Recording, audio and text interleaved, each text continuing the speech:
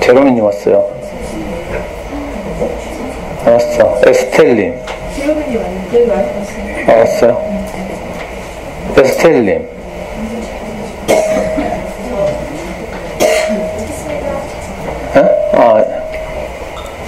요가초등학교. 센시님 왔어요. 아니요. 상크미님. 지금 오는 길이에요. 그래요? 미소천사맘님 여기 있죠. 이 또한 지나가리라. 예. 엘더베리님. 엘더베리님 없어요.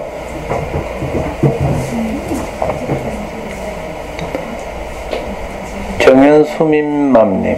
네. 어디 있어요? 지난주에도 왔어요? 네. 신천동? 네.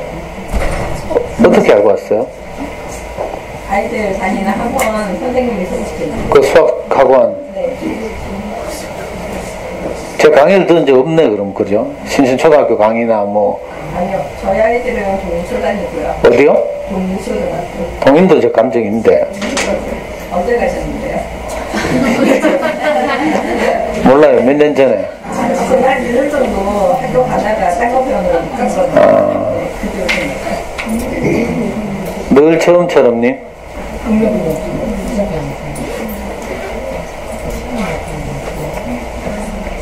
코코 왔나?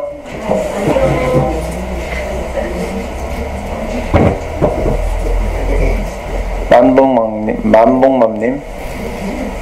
알았어. 에이씨. 자, 차라리 온 사람을 직접 듣는 게 낫겠다. 숨바꼭질님 왔어요? 누구 따라왔어요? 다이아몬드? 삶의 향기 78님.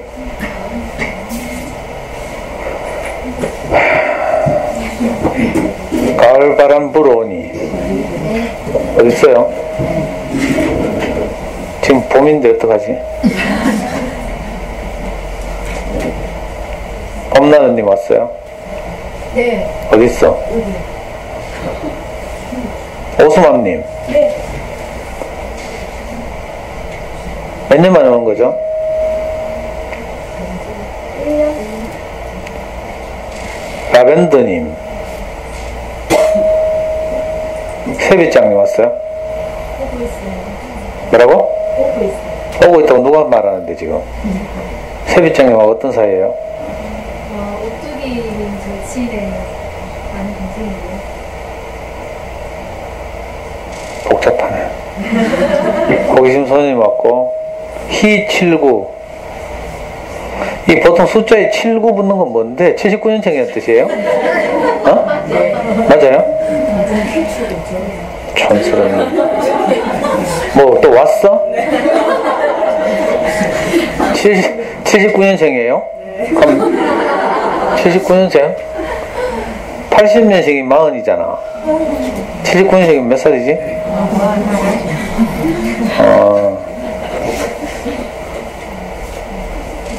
비움님 왔어요? 네. 두비님함 없고, 미니.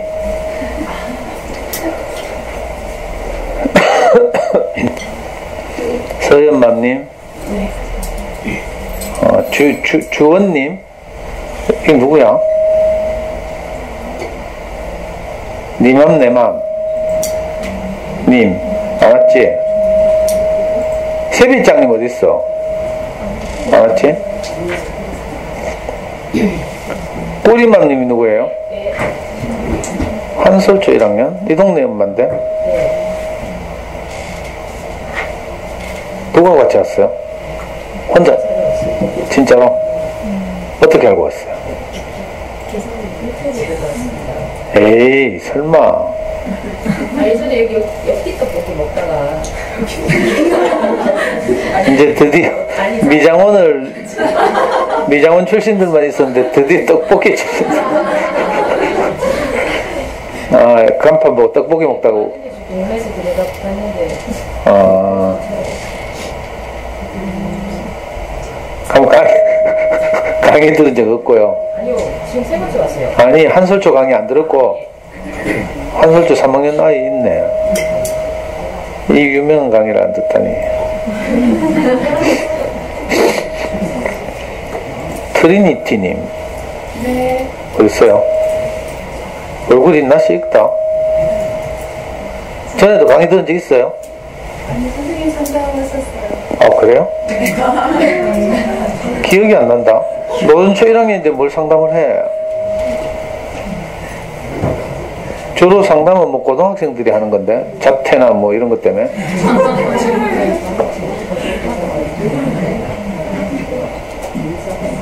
아, 상담하셨다고. 이거 뭐고? 304이, 이거 뭐, A. 이거 어떻게 읽어요? 뭐, AL, 그 다음 뭐지? RUD?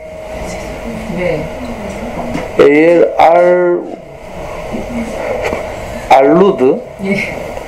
본인이에요? 네. 이게 뭔 뜻인데? 그냥 미경 작가네, 영작가. 아, 상공사는 차번호예요? 아니에요. 3학년 사람이 지금 되면. 이거 3학년에 계속 있나? 아니, 애기 그냥 어렸을 때. 아, 3학년 때가 되게 인상적이었는 것 같다. 와, 3학년 때. 제가 지금 안 보는 분 있어요? 제가 요 처음 뵙는다?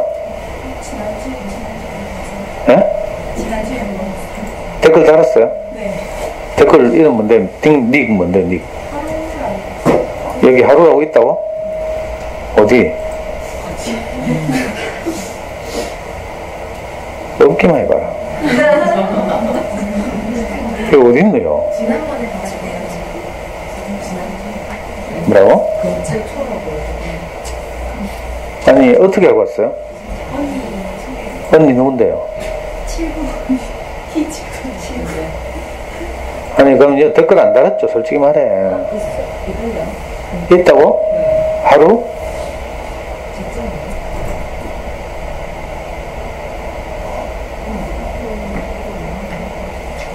희7구는 봤어. 그 밑에 20몇 번째. 어? 아니, 없잖아.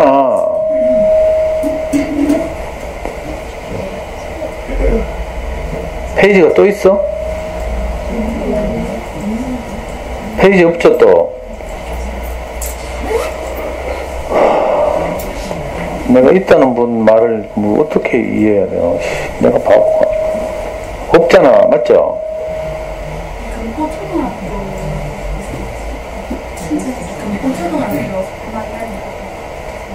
어디다가? 이 게시물의 댓글에다가 적도하겠네, 진짜. 다른데 어때? 이건 뭐야? 확 지우고 싶다, 진짜.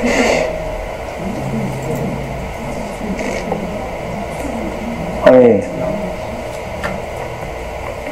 내가 찾고야 만다. 댓글 관리. 그래, 썸 너무 멋져요. 이런 댓글 자주 달아야지.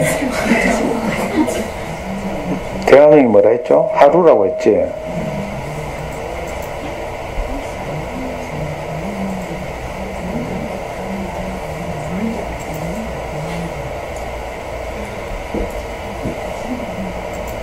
라벤더라고 그랬는데. 이런 씨.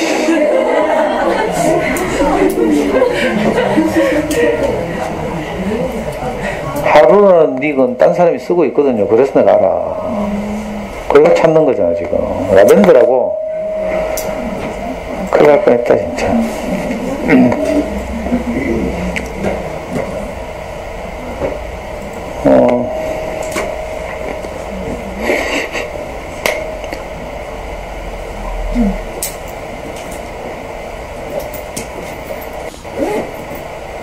제가 엄마들한테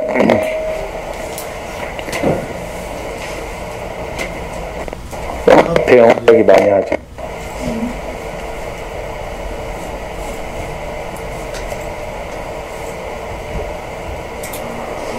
엄마들이 꼭 알고 있어야 할 블로그.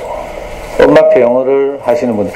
잠순에 돈 주고 들어가는 것 뿐만이 아니라, 잠순에 들어가면 요즘 너무 복잡하고 이래가지고, 최근 엄마들 들어가봐야 막 머리만 아프죠. 그런 엄마들에게 세미네 영어 학교라는 사이트가 있어요. 카페죠, 카페명. 다음 카페. 세미네 영어 학교. 이거 굉장히 오래된 사이트인데, 여기 보시면 이제, 주로 잠순에서 활동하던 분들 같은데, 옛날에. 전 정확히 누군지는 몰라요. 저도 하도 오래돼가지고. 근데 이제 자발적으로 엄마표 영어를 하시는 분들이 이렇게 정보를 주고받고, 또, 여기서 아이들 직접 이렇게 키우고 진행 과정을 서로 올리고 이러는 푸마시 사이트라고 하셨어요. 제가 옛날에 여기서 많이 글을 읽어가지고, 지금 정확한 기억이 아닌데, 여기 이제 외국에 사시는 어떤 분이 실제로 도움을 주기도 하고, 여기 대한민국 뭐든지 몰라. 기억이 안 나. 여기 보면 벌써 세미네 뭐 10기 하고 뭐 하고 있죠. 잠순에서도 이렇게 기수별로 이렇게 엄마표 영어를 진행하고 진행 과정을 공유하고 뭐 이렇게 하죠. 그래서 좀 관심 있고 적극적인 엄마들은 이제 집에서 엄마표 영어를 할 경우에 이런 사이트들을 참고하시면 좋겠다. 잠순의 사이트를 보완하거나 이런 의미에서.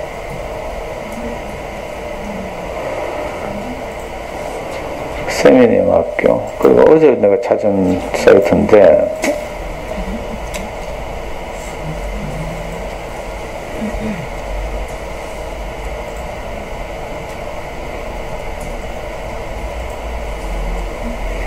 아이표 영어라는, 여기 맞나?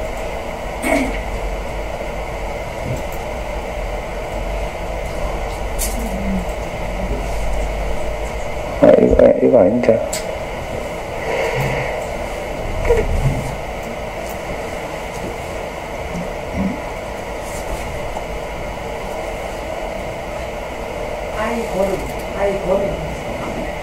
내가 뭐 하려고 하는데 니한테? 아이표 영어 연락 아줌마가 그래. 미국 나가서. 그 미국 산다고? 아닌데. 미국 사.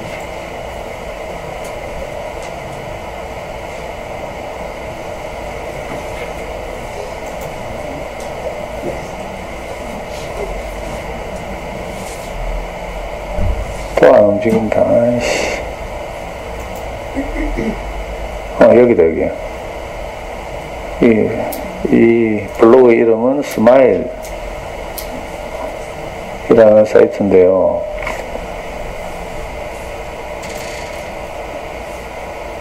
아이표 영어라는 이름으로 좀, 그러니까 보통 엄마표 영어 이렇게 자기도적 영어 이 학습 방법을 엄마표 영어라고 하는데, 이분은 또 자기 철학이 있는지 비슷한 취지 같은데 이제 아이표 영어라고, 아이를 이제 좀 주체적으로 생각하는 이런 이제 곧 책을 낸대. 자기 아이들 여기 보면 지금 2005년생과 2006년생 자녀를 키우고 있는 엄마예요. 근데 우리 연구소는 엄마들 이런 데 들어가서 머리 안 터지겠나? 이 영어 동화책 막 소개하고 막 이런데. 우연히 제가 어제 이거 오늘 제가 소개할 책 저자 검색하다가 아이표 영어라는 책을 낸대. 곧 나온대. 곧 책을 쓰고 있어요. 가지고 네이버에 뭐 걸리기도 하고 뭐 여기 네이버 메인에 이 사람의 책 내용 중 일부가 막 실리고 있어. 그래, 엄마들한테 너무 무리다. 그리고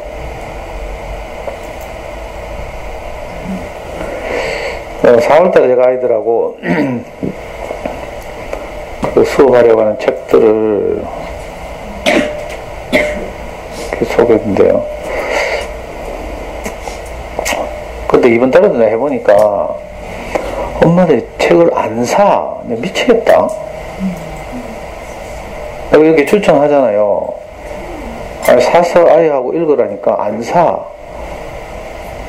근데 왜 보내지? 나 그게 이해가 안 돼. 물론 돈은 들겠지. 여기 보내야 되지. 또 책도 사야 되지. 읽어줘야 되지. 이야기 나눠야 되지. 근데 이제 그런 작업 없이 소위 대가를 지불하지 않고 아이가 책을 좋아하는 이런 세계로 이제 들어선다는 게 쉽지 않거든요. 그래서 좀 시킨 대로 하면 되겠는데, 책을 안 사는 건 도대체 무슨 경우야? 좀 뭐라 칼락하니까 엄마가 오지도 않아, 또 연구소야. 또 어떤 엄마는 내 도서관에서 빌린다. 빌릴 책이 있고 살 책이 있지. 이거 샀다가요, 가게 부담이 되면 샀다가 수업 끝나잖아. 재빨리 알라딘 중고나라 갖다 팔면 반값은 받아. 다 새 책이니까. 근데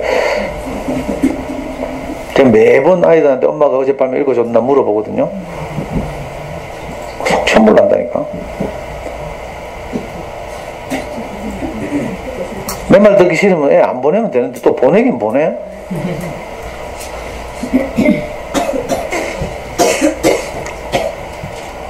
저 성질 나가지고 그만 하락하고 싶은데 그건 또 너무 갑질하는 것 같고, 우리 좀 보내주세요 하고 뭐 이래야 되죠. 책 안 사도 좋으니까 제발 좀 보내주세요 뭐 이래야 되죠. 나 어떻게 해야 될지 모르겠어. 이때 내 처신을 미치겠다. 자, 4월달에 할 책은 일단 최신간, 지금 나왔나 모르겠네. 틀리면 어떡해. 길버더리니.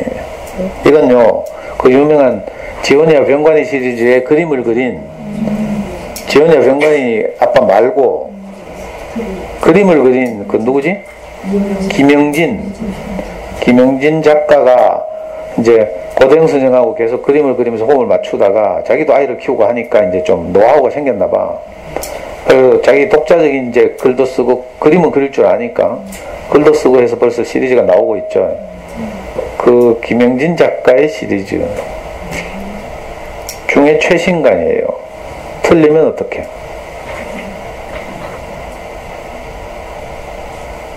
그리고 이 이제 보면 내가 뭐 학교에서 받아쓰기 하다 틀리고 막 이래가 걱정하고 뭐 이러는데 뭐 태권도 학원 가가지고 어떻게 저쩌고 뭐 품새 시험을 치는데 어쩌고 저쩌고 하더라고. 근데 우리 연구소 꼬마들 전부 뭐 태권도 학기도 다 다니대. 아이들이 참 좋아할 것 같다 이런 생각이 들어서 아이들의 경험이기도 하고 하니까. 지각대장전 다 알죠? 존 버닝햄의 대표 작품.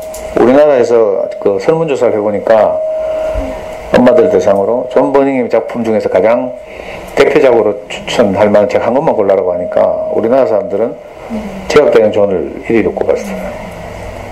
제가 제일 좋아하는 알도라는 책은 10인가 했더만.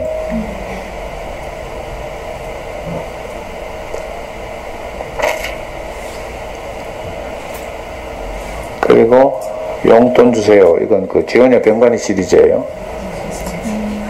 저학년 아이들에게 이제 용돈에 대한 개념을 좀 심어주고 이러고 싶어서. 목 짧은 기린은 기린이 목이 짧대. 무슨 말인지 알겠어요?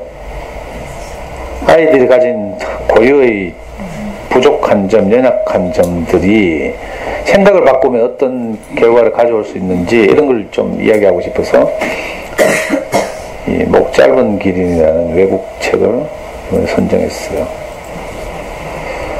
또 3학년 이상은 이제 금강산 호랑이라고 권영선 선생님의 작품인데 권영선 선생님의 작품들이 이제 돌아가시고 나서 옛날에 동화로 발표되었던 것들도 이제 그 그림을 넣어서 아주 그 품이 있는 그림책으로 지금 재출간되고 있죠. 그 중에 한 권이 이 금강산 호랑이에요.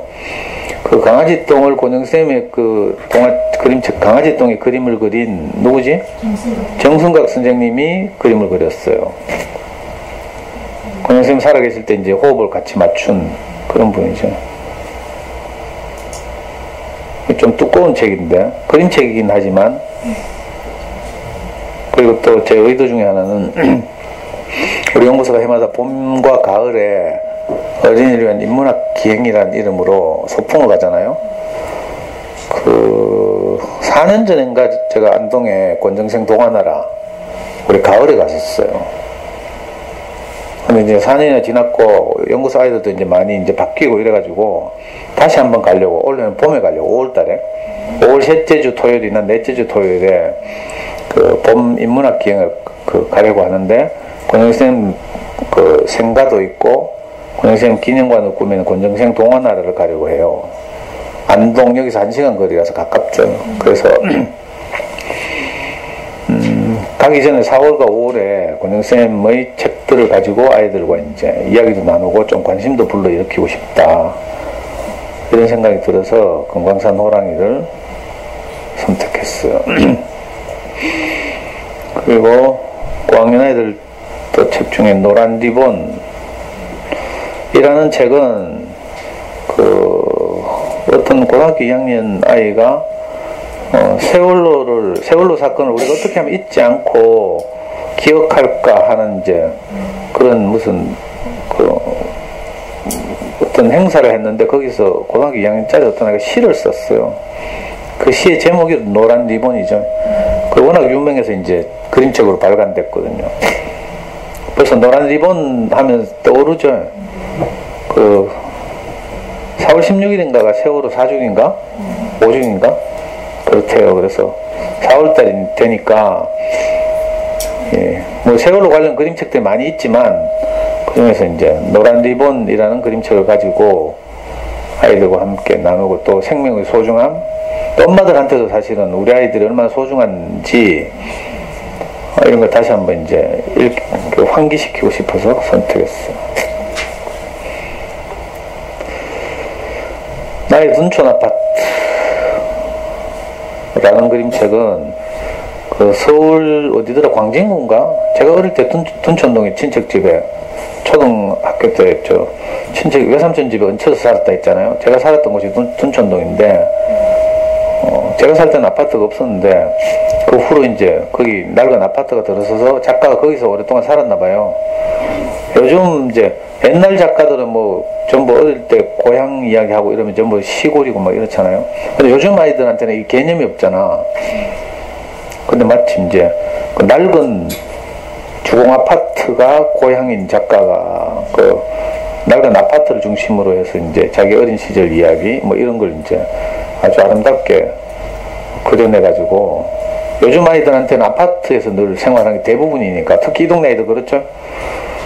그래서 아이들한테 직접 읽히고 제가 평점을 매겨보라고 했더니 나의 둔촌 아파트가 높은 평점을 받았어요.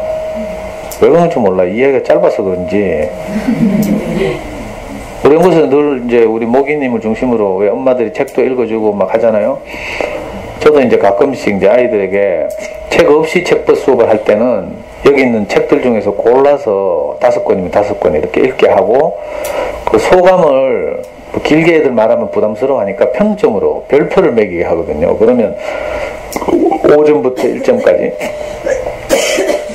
아주 재밌으면 5점, 좀 재밌으면 4점, 그저 그러면 3점, 별로면 2점, 극혐이면 1점, 이렇게 이제 점수를 매기게 해요. 그때 이 둔촌 아파트가 대부분의 아이들이 4점, 5점을 줬어요. 그래서 제가 이렇게 책 한 권 한 권 선택하잖아요. 그냥 선택하는 게 아니고요. 시적절한, 예를 들어 3월 같으면 북미 정상회담이 있었기 때문에 제가 평화를 주제로 한 그림책을 넣었죠. 5월이 되면 분명히 내가 5월 광주민주운동에 대한 그림책을 넣을 거예요. 이런 식으로. 단순히 책을 대충 이렇게 하는 게 아니고, 저대로는 아주 수준 높게 선정하는 기준이 다 있다니까. 6월달에 되면 전쟁, 호국 봉헌의 달이니까, 우리 어릴 때 학교 다니면 맨날 전쟁을 소재로 한 호국 봉헌의 달 포스터 글짓기 하죠. 그때는 우리 때는요, 멸공통일하고 공산당을 무찌르작하면 상 받고 이랬어. 요즘 극하면 다 나가리라. 그렇게 하면 안 되죠. 그리고 옛날 냉전 이데올로기가 우리를 지배할 때 그렇게 했던 거고, 지금은 이제 평화, 이런 걸 주제로 해서 이제 통일, 이런 이제 좀, 그죠? 미래지향적인 이런 글쓰기도 하고 그림도 그리고 해야 되죠. 그러니까 책 좀 사라고 제발. 아니면 뭐 물론 책 사는데 부담이 되죠. 근데 학원 한 번만 안 보내면 돼. 이상한 학원 한 번 안 보내면요, 여기 또 울리지? 제가 어머니들 형편도 생각하고 이래서 도서관을 이용하라고 늘 말씀드리지만 제 속마음은 안 그래요. 사실은 가능하면 이 주옥 같은 어린책들은 사는 게 좋다.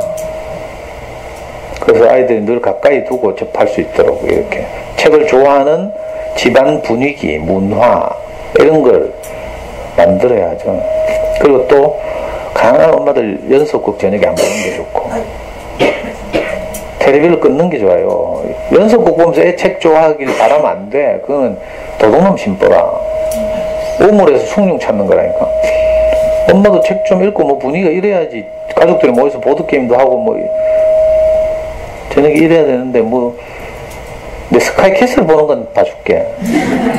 근데 요즘 그런 뭐 압도적인 드라마 없죠? 근데 뭐 이상한 거 뭐 아무거나 다 보더라. 이게 왜 이러지? 하울링.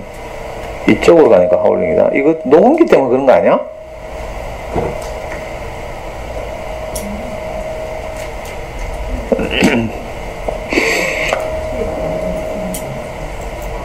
저는 이제 다음 주부터 학교 강의가 시작돼요.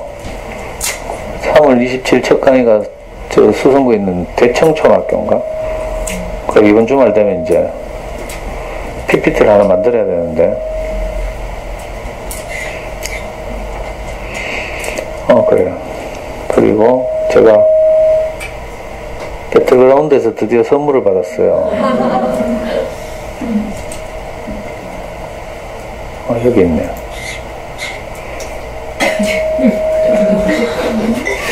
후드티하고 이게 배틀그라운드라고 써있죠. 플레이어 언노운즈 배틀그라운드, 줄여서 플레이어 언노운즈 PU 배틀그라운드 BG 이래가 PUBG 보통 PUBG 이렇게 부르거든요. 모자하고 스티커하고 직원들 쓰는 다이어리 같아. 표지에 배틀그라운드라고 딱 그 금박으로 찍혀 있고요. 내 평생 후드티 처음 입어봤어.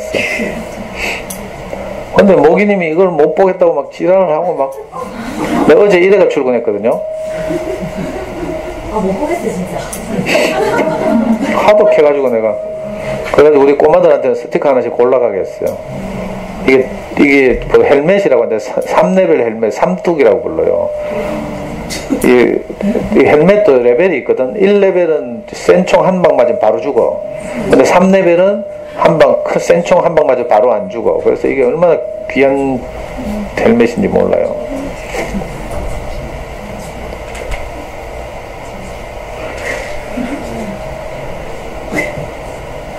자, 그리고 이게 뭐야, 하여튼 제가 이게 이상하게 꼬여가지고 한국콘텐츠진흥원에서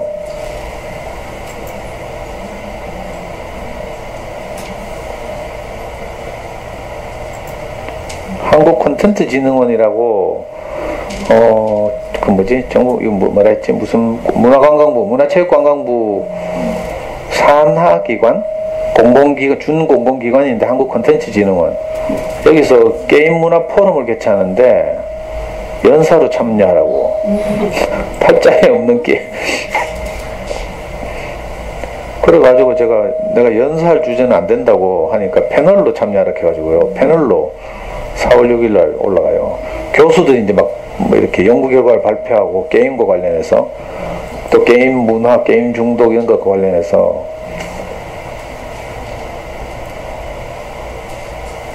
팔자에 없는 이상한 일이 벌어지고 있어. 근데 한 가보려고. 애들한테 할 말도 생기고.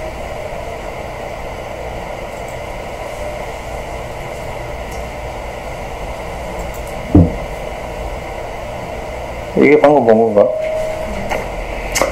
그래.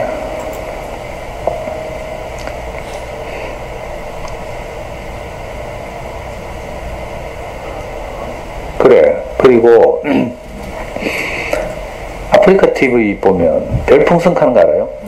알아? 아프리카 TV도 BJ도 유익한 콘텐츠를 방송하고 하면 거기서 도움을 받은 사람들이 저걸 하죠. 도네이트란 말 알아요? 기부. 영어로 하니까 모르는구나. 도네이트를 도네 뭐 이렇게 부르는데 그건 아프리카 TV 같은 데서는 이제 별풍선을 구입해서 별풍선을 쏘는 거예요. 그래서 막 그 유명한 막 선정적인 BJ, 비디오 자키 이런 애들한테는 뭐 어떤 사람들이 막 수천만 원치 별풍선을 한 방에 쏘고 막 이러잖아요. 중국 부호들이. 그런데 이제 BJ들은 그 별풍선을 받아서 그것을 이제 수익으로 삼아서 이렇게 방송을 진행하죠. 무슨 말을 하려고 하는가 하면 제게 별풍선은 이게 댓글이라고 뭐 알아듣네. 왜 또 화면 안 바뀌노? 아이씨.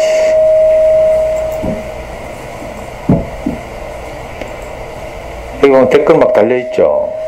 작년에 내가 많이 울었더니만 댓글도 많이 달렸어. 지난주에. 그렇다고 매주 그렇게 울 수는 없잖아요. 많이 울고 나면 머리가 얼마나 아픈데. 그렇게 울지 않더라도 좀 댓글 좀 듣고 뭐 이렇게 그날그날 느낀 걸 씻기 전에 댓글 도네이트를 좀 하라고. 저도 지지와 격려를 받아야 용기가 나서 좋은 강의를 할 수 있다고 했어요.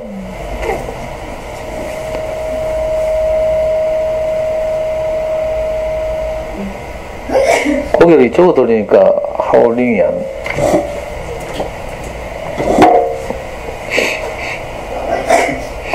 자, 오늘은 이제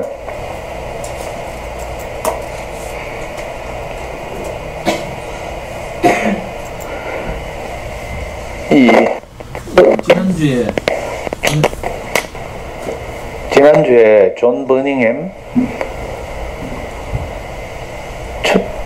첫 주에는 뭐였지? 나비를 잡는 아버지 이런 분들 전부 이제 오래된 아주 그 완숙한 어르신들이고 지금 돌아가시기도 하고 이랬는데 그런 이제 고전적인 그림책을 지금 2주 동안 소개했다면 오늘은 아주 초현대적인 그림책. 요즘 아주 핫한 그 캐나다 작가 중에 한 사람인데 존 클라센이라고. 이분은 1981년생이에요. 몇 살이지? 39살인가? 벌써 30대 초반 중반에 낸 그림책, 이 유명한 시리즈 있죠. 이 모자 3부작이라고 부르는데 내 모자 어디 갔을까? 이 책요. 그 다음에 찾는 모자를 보았다고. 모자를 보았어. 그리고 세 번째 책이 이건 내 모자가 아니야. 이 3부작을 냈는데 이 3부작 중에 이 마지막 책이 소위 말하는 칼데콕과 게이트 그린 어웨이를 동시에 받았어요. 그러니까 영미권 영어권에서 아주 이제 높은 평가를 받은 그런 창의적인 그림책이죠. 글자 몇 없어요. 문장 별로 없어. 한쪽에 한 문장 뭐 있을까 말까인데 그래서 엄마들 또 싫어하더라고. 글자만이 없다고. 그게 아니에요. 이런 그림책을 봐야 상상력, 창의력 이런 게 뛰어나. 발상이 아주 놀랍고요. 그 위트와 해학 이런 게 넘치고 이건 그림책을 직접 봐야 알 수 있어요. 이 세 권의 시리즈로 모자 시리즈로 이제 아주 이제 스타덤에 오른 작가예요. 칼데콧과 게이트 그린어웨이를 동시에 받았다는 것으로 이미 증명이 되죠. 이건 이제 주로 그림을 그리는 다른 작가들에게 그림을 그리는 분인데 이 모자 시리즈는 자기가 직접 글도 쓰고 해가지고 이 전부 제가 아이들하고 재작년 책버스에서 수업도 하고 이랬는데 원래는 어떻게 될지 모르겠네. 샘과 데이브가 땅을 팠어요. 이건 이제 이분이 글을 쓴 건 아니고요. 존 맥바넷이라고 이분 그 존 클라센과 호흡을 맞추는 작가가 있어. 이 맥바넷도 그 위트와 해악이 넘치는 그런 분인데 거기에 이제 존 클라센이 그림을 그리죠. 근데 존 클라센이 더 유명해가지고 저 그림을 중심으로 이제 그림책이 소개되고 있어요. 샘과 대비가 땅을 팠어요. 이것도 칼대꾸 받았네. 그리고 그 유명한 책 이거 똑같아요. 맥바넷과 존 클라센이 호흡을 맞춘 책인데 애너벨과 신기한 털실. 이건 영미권에서 오랫동안 전해져 내려오는 그런 구전 동화라고 할 수 있어요. 거기에다 이제 다시 옷을 입힌 거죠. 이것도 내 아이들하고 책벌에 수업했던 것 같은데. 애너벨과 신기한 털실. 성경에 보면 그런 이야기 있어요. 그 어떤 과부의 뭐더라? 마지막 남은 기름과 밀가루 이야기가 있거든요. 이제 아주 가난한 과부가 있는데 아이하고 사는데 이제 그 마지막 남은 밀가루와 기름으로 한번 이제 이거 음식을 해 먹으면 더 이상 이제 양식이 떨어지는 거라.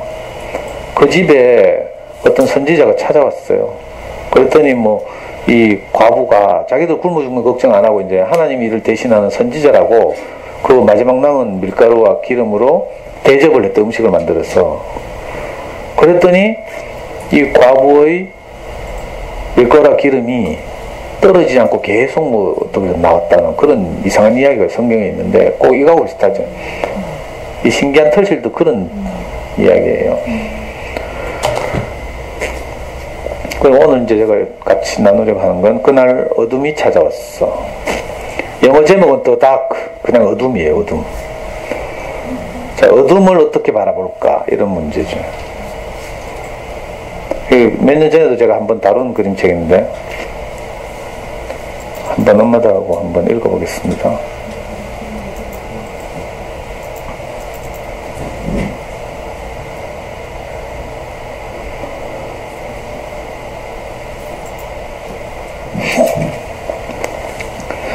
그날 어둠이 찾아왔어. 제가 이 그림책의 사진을 밤에 찍어가지고 별로 안 어두워요. 형광등 불빛이 막 책을 계속 비추고 있어가지고. 근데 사실 실제 책은 캄캄하죠. 그날 어둠이 찾아왔어. 이건 우리말 제목이고요. 영어 제목은 그냥 더 딱. 문학동네. 어린이책 출판에서 빼놓을 수 없는 출판사 중에 하나가, 이게 물론 메이저 출판사긴 하지만 문학동네죠. 제가 가끔 말씀드리지만 우리나라 이 출판 세계도요, 특히 이제 그 픽션을 출판하는, 그러니까 동화나 소설을 출판하는 이제 출판사들도 그 꼭 정치권처럼 이렇게 계열이 나눠져 있어요. 좌파 쪽으로 창작과 비평, 창비라고 하죠. 이런 출판사가 이제 중심을 잡고 있다면 우파에는 문학과 지성사, 그 중간에 있는 이제 메이저 출판사가 문학동네쯤 되는 거죠. 뭐 이런 이야기 엄마도 알아가면 하겠노만. 그날 어둠이 찾아왔어. 문학동네에서 어린이책, 좋은 어린이책 많이 내요. 문학동네 어린이책 원고 공모도 하고 이래가지고 특히 중저학년 아이들에게 읽힐 만한 책들이 많이 있다.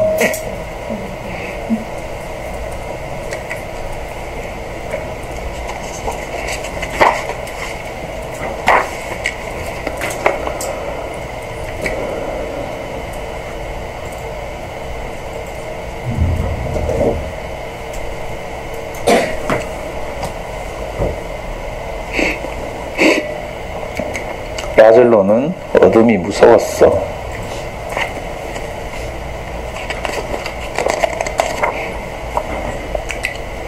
어둠은 라젤로와 한 집에 살았어. 지붕은 삐걱삐걱 소리내고 창문은 매끌매끌 차갑고 오락내리락 계단이 많은 커다란 집이었어.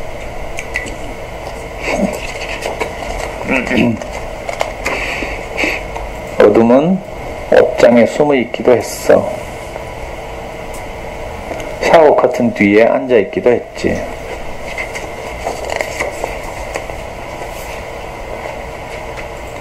하지만 내게는 지하실에서 지냈어.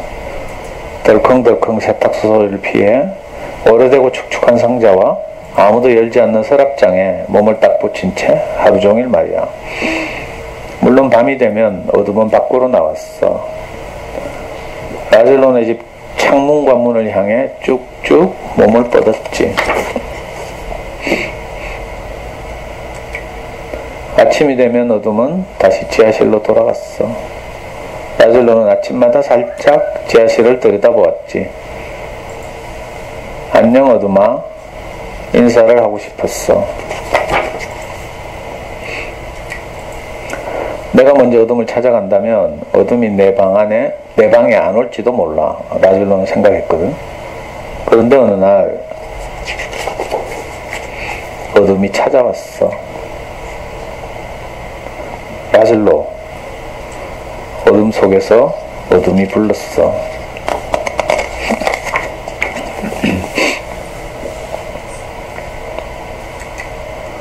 어둠의 목소리는 지붕이 삐걱거리는 소리 같았어.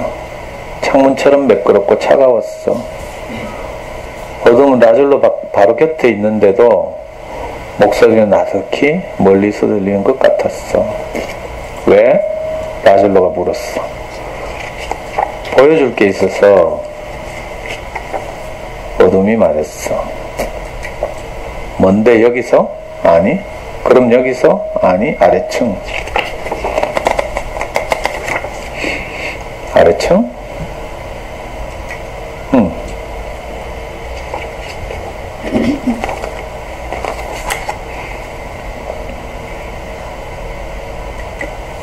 라젤로는 거실로 내려갔어. 거실엔 집에서 가장 큰 창문이 있었어. 창밖은 온통 새까맸고 머리 위에서는 지붕이 삐걱거렸어. 라젤로는 눈을 감았어. 이제 라젤로가 볼 수 있는 건 어둠 밖에는 없었어.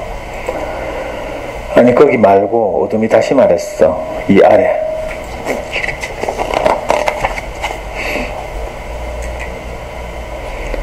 지하실 말이야?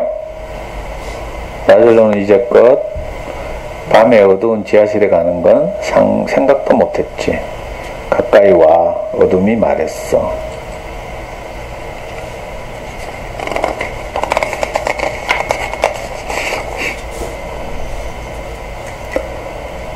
라젤로는 가까이 다가갔어.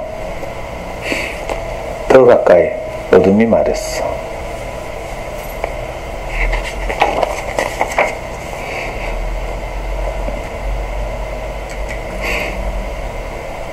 잠깐. 여러분도 혹시 어둠이 무서운가요?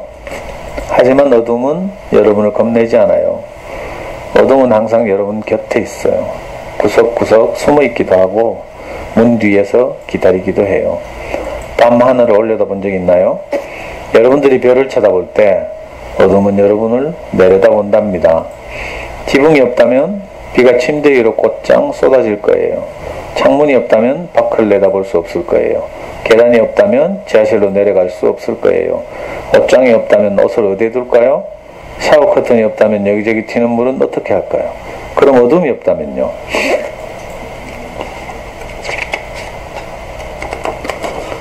맨 아래 서랍. 어둠이 말했어.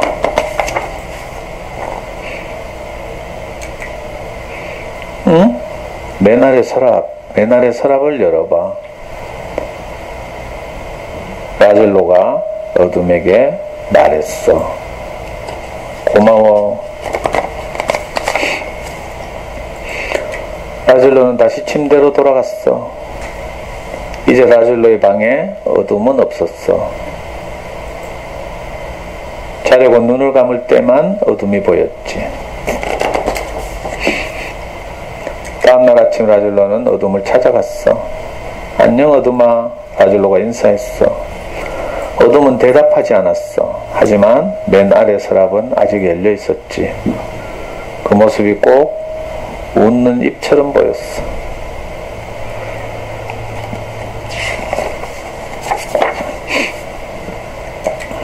어둠은 여전히 라젤로와 함께 살았지만 이제 라젤로는 어둠이 무섭지 않았어.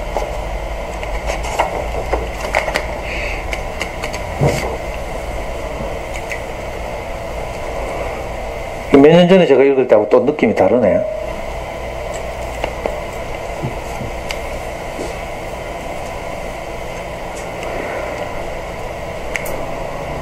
아이들 키우다 보면 이 어두운 걸 굉장히 싫어하죠. 그러니까 물리적 어둠도 사실 아이들이 좋은 소재가 되고요. 저는 우리 아이들 키워보니까 진짜 어두운 걸 싫어하더라고. 두려워하더라고.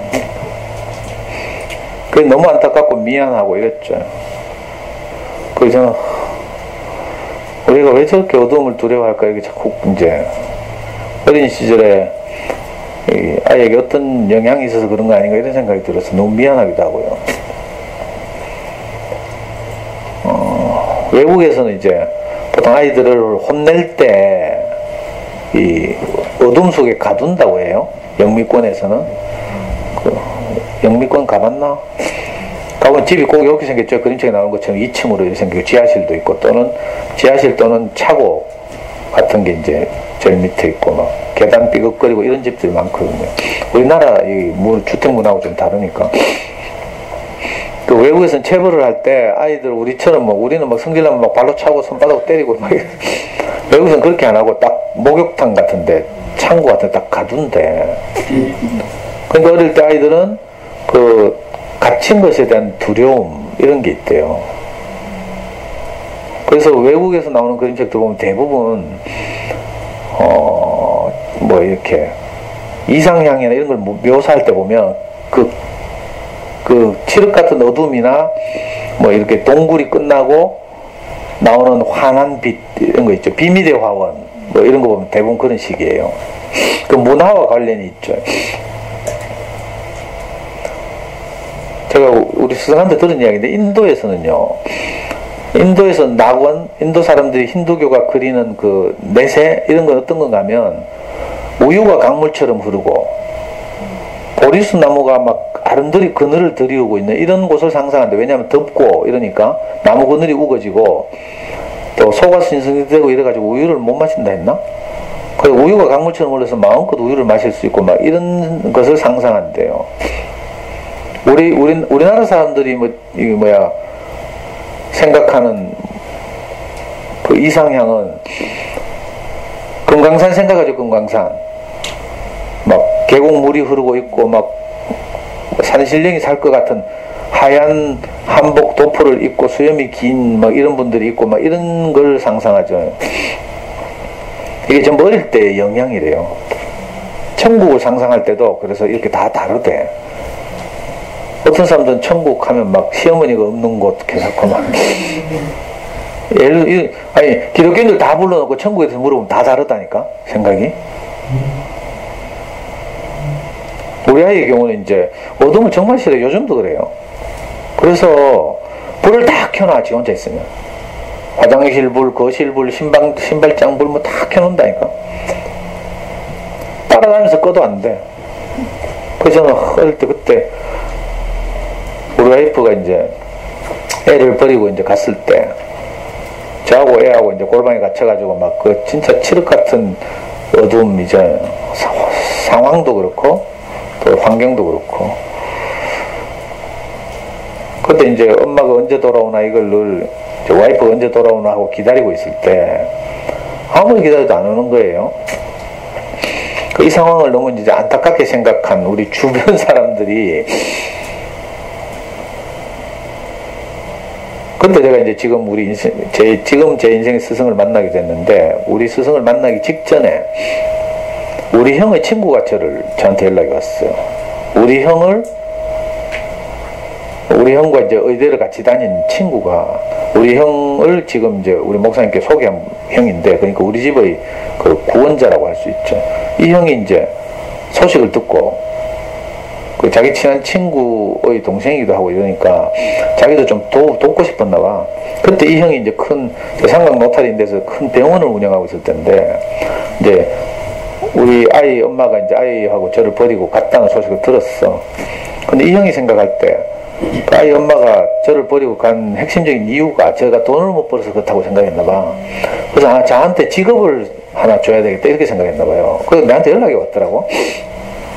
그래서 저 애하고 저하고 이제 막 그렇게 정말 절망 가운데 있다가 갑자기 연락이 오니까 그 당시에는 저는 지푸라기라도 잡아야 되거든. 지금 무슨 짓을 해서 하기라도 해야 되는데 형이 보재. 그래서 그때 지금 대명동에 직결재판소 뒷동네 제가 이제 살 때인데 그 근처에 무슨 뭐 고집불통인가 뭐 찌랄인가 뭐 설렁탕 파는 집이 있었어. 거기서 만나재. 그래 내가 애를 혼자 집에 두고 나갔다니까 밥 먹으러.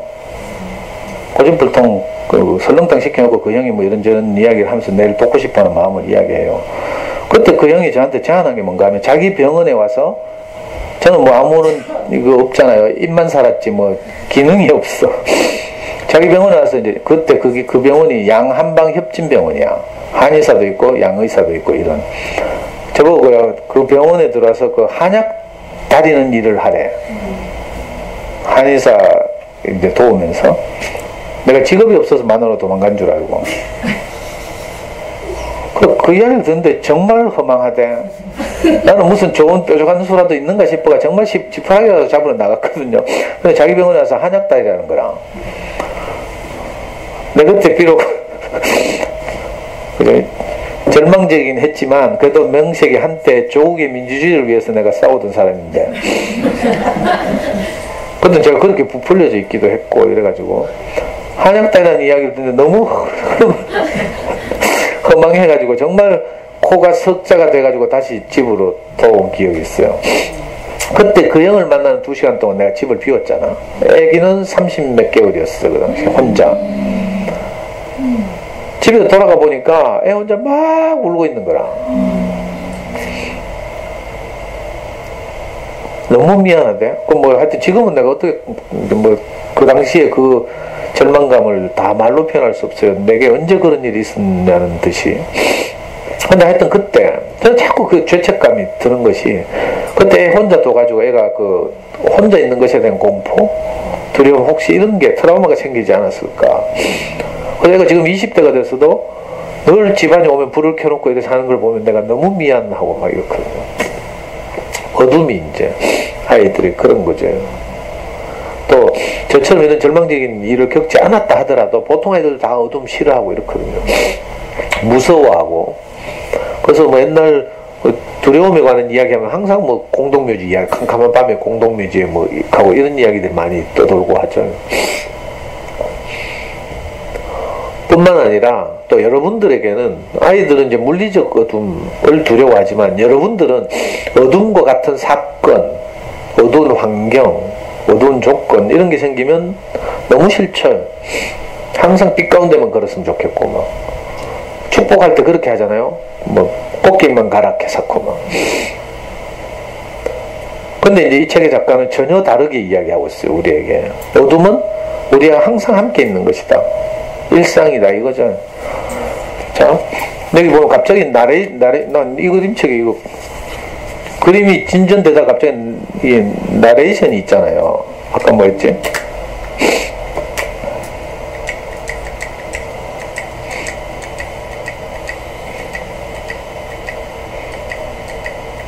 여기 이 이야기가 진전되다 갑자기 작가가 개입해 들죠.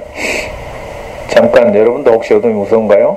어쩌고 저쩌고 하면서 옷장이 없다면 옷을 어디에 둘까요? 샤워 커튼이 없다면 여기저기 튀눈물은 어떻게 할까요? 지붕이 없다면 비가 침대 위로 곧장 쏟아질 거예요. 창문이 없다면 밖을 내다볼 수 없을 거예요. 계단이 없다면 지하실로 내려갈 수 없을 거예요. 그럼 어둠이 없다면 그죠?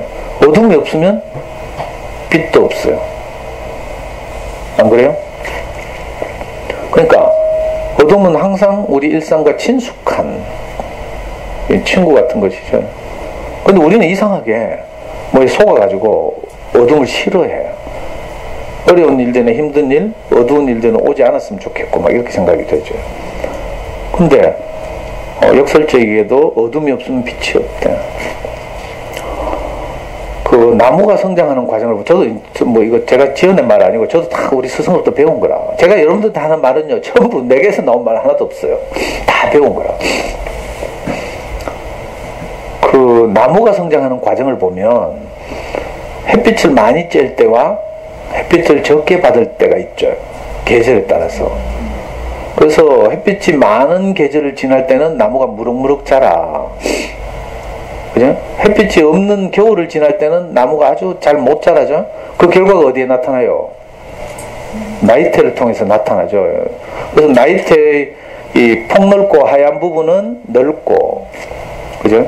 겨울을 지낼 때 보면 까맣고 단단한 부분은 좁고 이래요.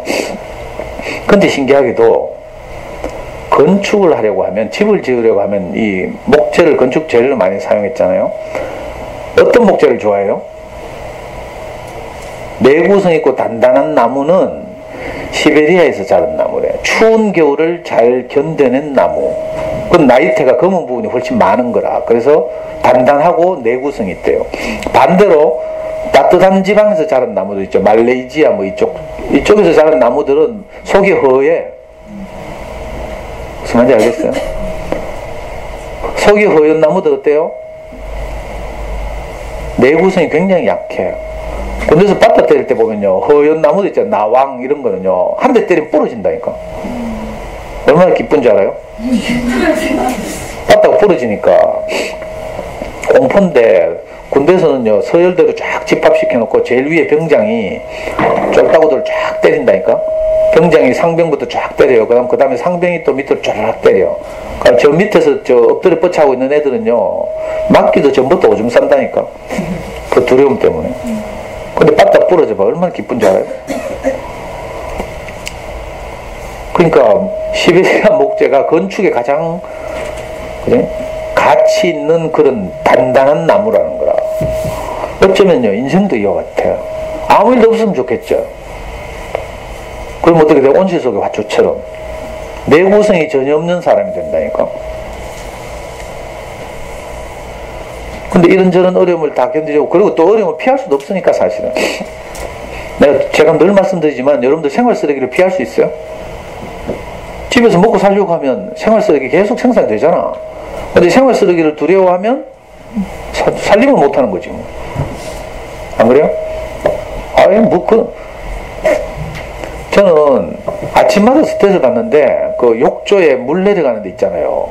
그 머리카락이 계속 막는 거라. 매일 머리를 감으니까. 여러분도 그런 경험 없어요? 미친다니까?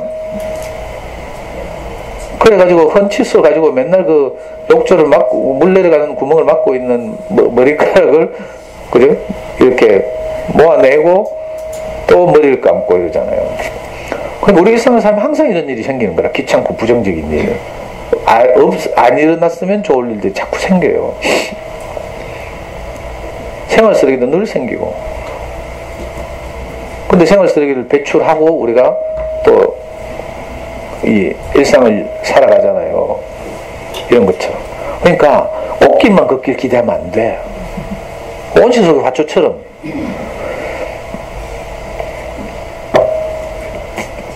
그렇다고 해서 우리가 부모된 마음에 우리 아이한테 그러면 계속 어려운 일이 일어나기를 바라냐? 또 그것도 아니죠. 우리가 바라지 않아도 그런 일이 일어나. 이상하죠. 인생이라는 게 원래 그래요.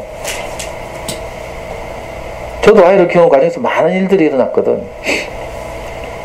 그때 막 죽을 지경이잖아요. 어떤 일은 정말 죽을 지경이라니까. 어떤 일은 좀 속상하고 말 일도 있고요. 학교에 가면 맨날 힘센 놈들한테 맞고 오죠. 저는 이게 제일 스트레스였어요. 우리가 약하니까, 싸움을 잘 못하니까. 2월생이고 우리가 일찍 들어가가지고 늘 큰 애들한테 시달리고 막. 그럼 나는 막 어떻게 이 아이를 도울까 막 온몸 지랄을 다 했어요. 진짜로. 그래가지고 제가 축구를 좋아하니까 동네 꼬마들 다 모아가지고 동네에서 노는 애들 내가 다 모아서 축구를 매일 같이 했다니까. 우리 아이 다니는 초등학교 운동장에서 여름만 되면요. 거기 가면 우리 애를 맨날 괴롭히는 5학년짜리들도 있고 또 그 동네 건들건들 하는 형들, 대학생 형들도 있고 내가 다 모았어. 애들이 축구는 다 좋아하니까. 그래서 내가 맨날 양편으로 나뉘어가지고 축구하고 있냐. 제가 축구를 잘하거든요. 축구에 관한 내가 전설적인 실력을 갖고 있잖아요. 여러분들이 안 믿더라. 우리 교회 지금 20대, 지금은 30대가 된 청년들이 있는데 제가 축구하러 가잖아요. 얘들이 20대 때 뭐라 한 줄 알아요? 전설이 돌아왔다 이렇게 한다니까. 제가 딱 등장하면. 근데 진짜 천재적인데 축구에 관해서는. 전설이 돌아, 어떤 애가 극하더라고. 전설이 돌아왔다 하면서. 근데 이제 늙었잖아요. 50대 후반이 돼가지고 이제 축구하러 가면 처음에는 전설이 돌아왔다 해요. 그 한 게임 하다 보면 뭐라 하는 줄 알아요? 이빨 빠진 호랑이네 하면서. 제가 이제 이번 주 토요일부터 다시 축구계에 복귀하거든요. 이 축구 근육이 다 해체돼가지고 몸무게가 막 지금 빠지고 있어. 이렇게 하다가 진짜 늙어서 병나겠다 싶어가지고 내가 다시 축구하러 가려고 지금 이번 토요일부터 다시 가려고 봄이 왔으니까 벼놓고 있어. 그렇게 축구를 좋아해가지고 내 동네 양아치들 다 모아가지고 축구했다니까 진짜로. 이유는 딱 하나예요. 내가 그러마다 축구가 내가 재밌겠어요? 이유는 딱 하나라. 일마들 잘 관리해가지고 우리 애를 안 괴롭히게 해야지. 아저씨 아들 좀 잘 봐줘 하고 그래. 나 다 로비하고 이랬다니까.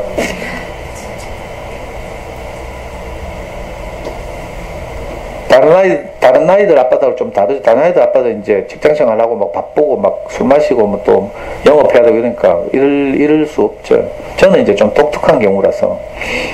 제가 어릴 때 아버지 없이 자라가지고 늘 이렇게 나를 괴롭히는 아이들 때문에 내가 힘들었거든. 그렇다고 해서 뭐 우리 반에서 싸움 제일 잘하는 놈이 내 괴롭히나. 그런 애들 내한테 관심도 없어요. 내보다 1 더 센 애들 있잖아. 눈꽃만치 더 센 애들 둘이서 맨날 내 쫄쫄쫄 따라다니면서 괴롭히고 막 이랬다니까. 그랬던 저랬던 이제 생각도 나고 이래가지고.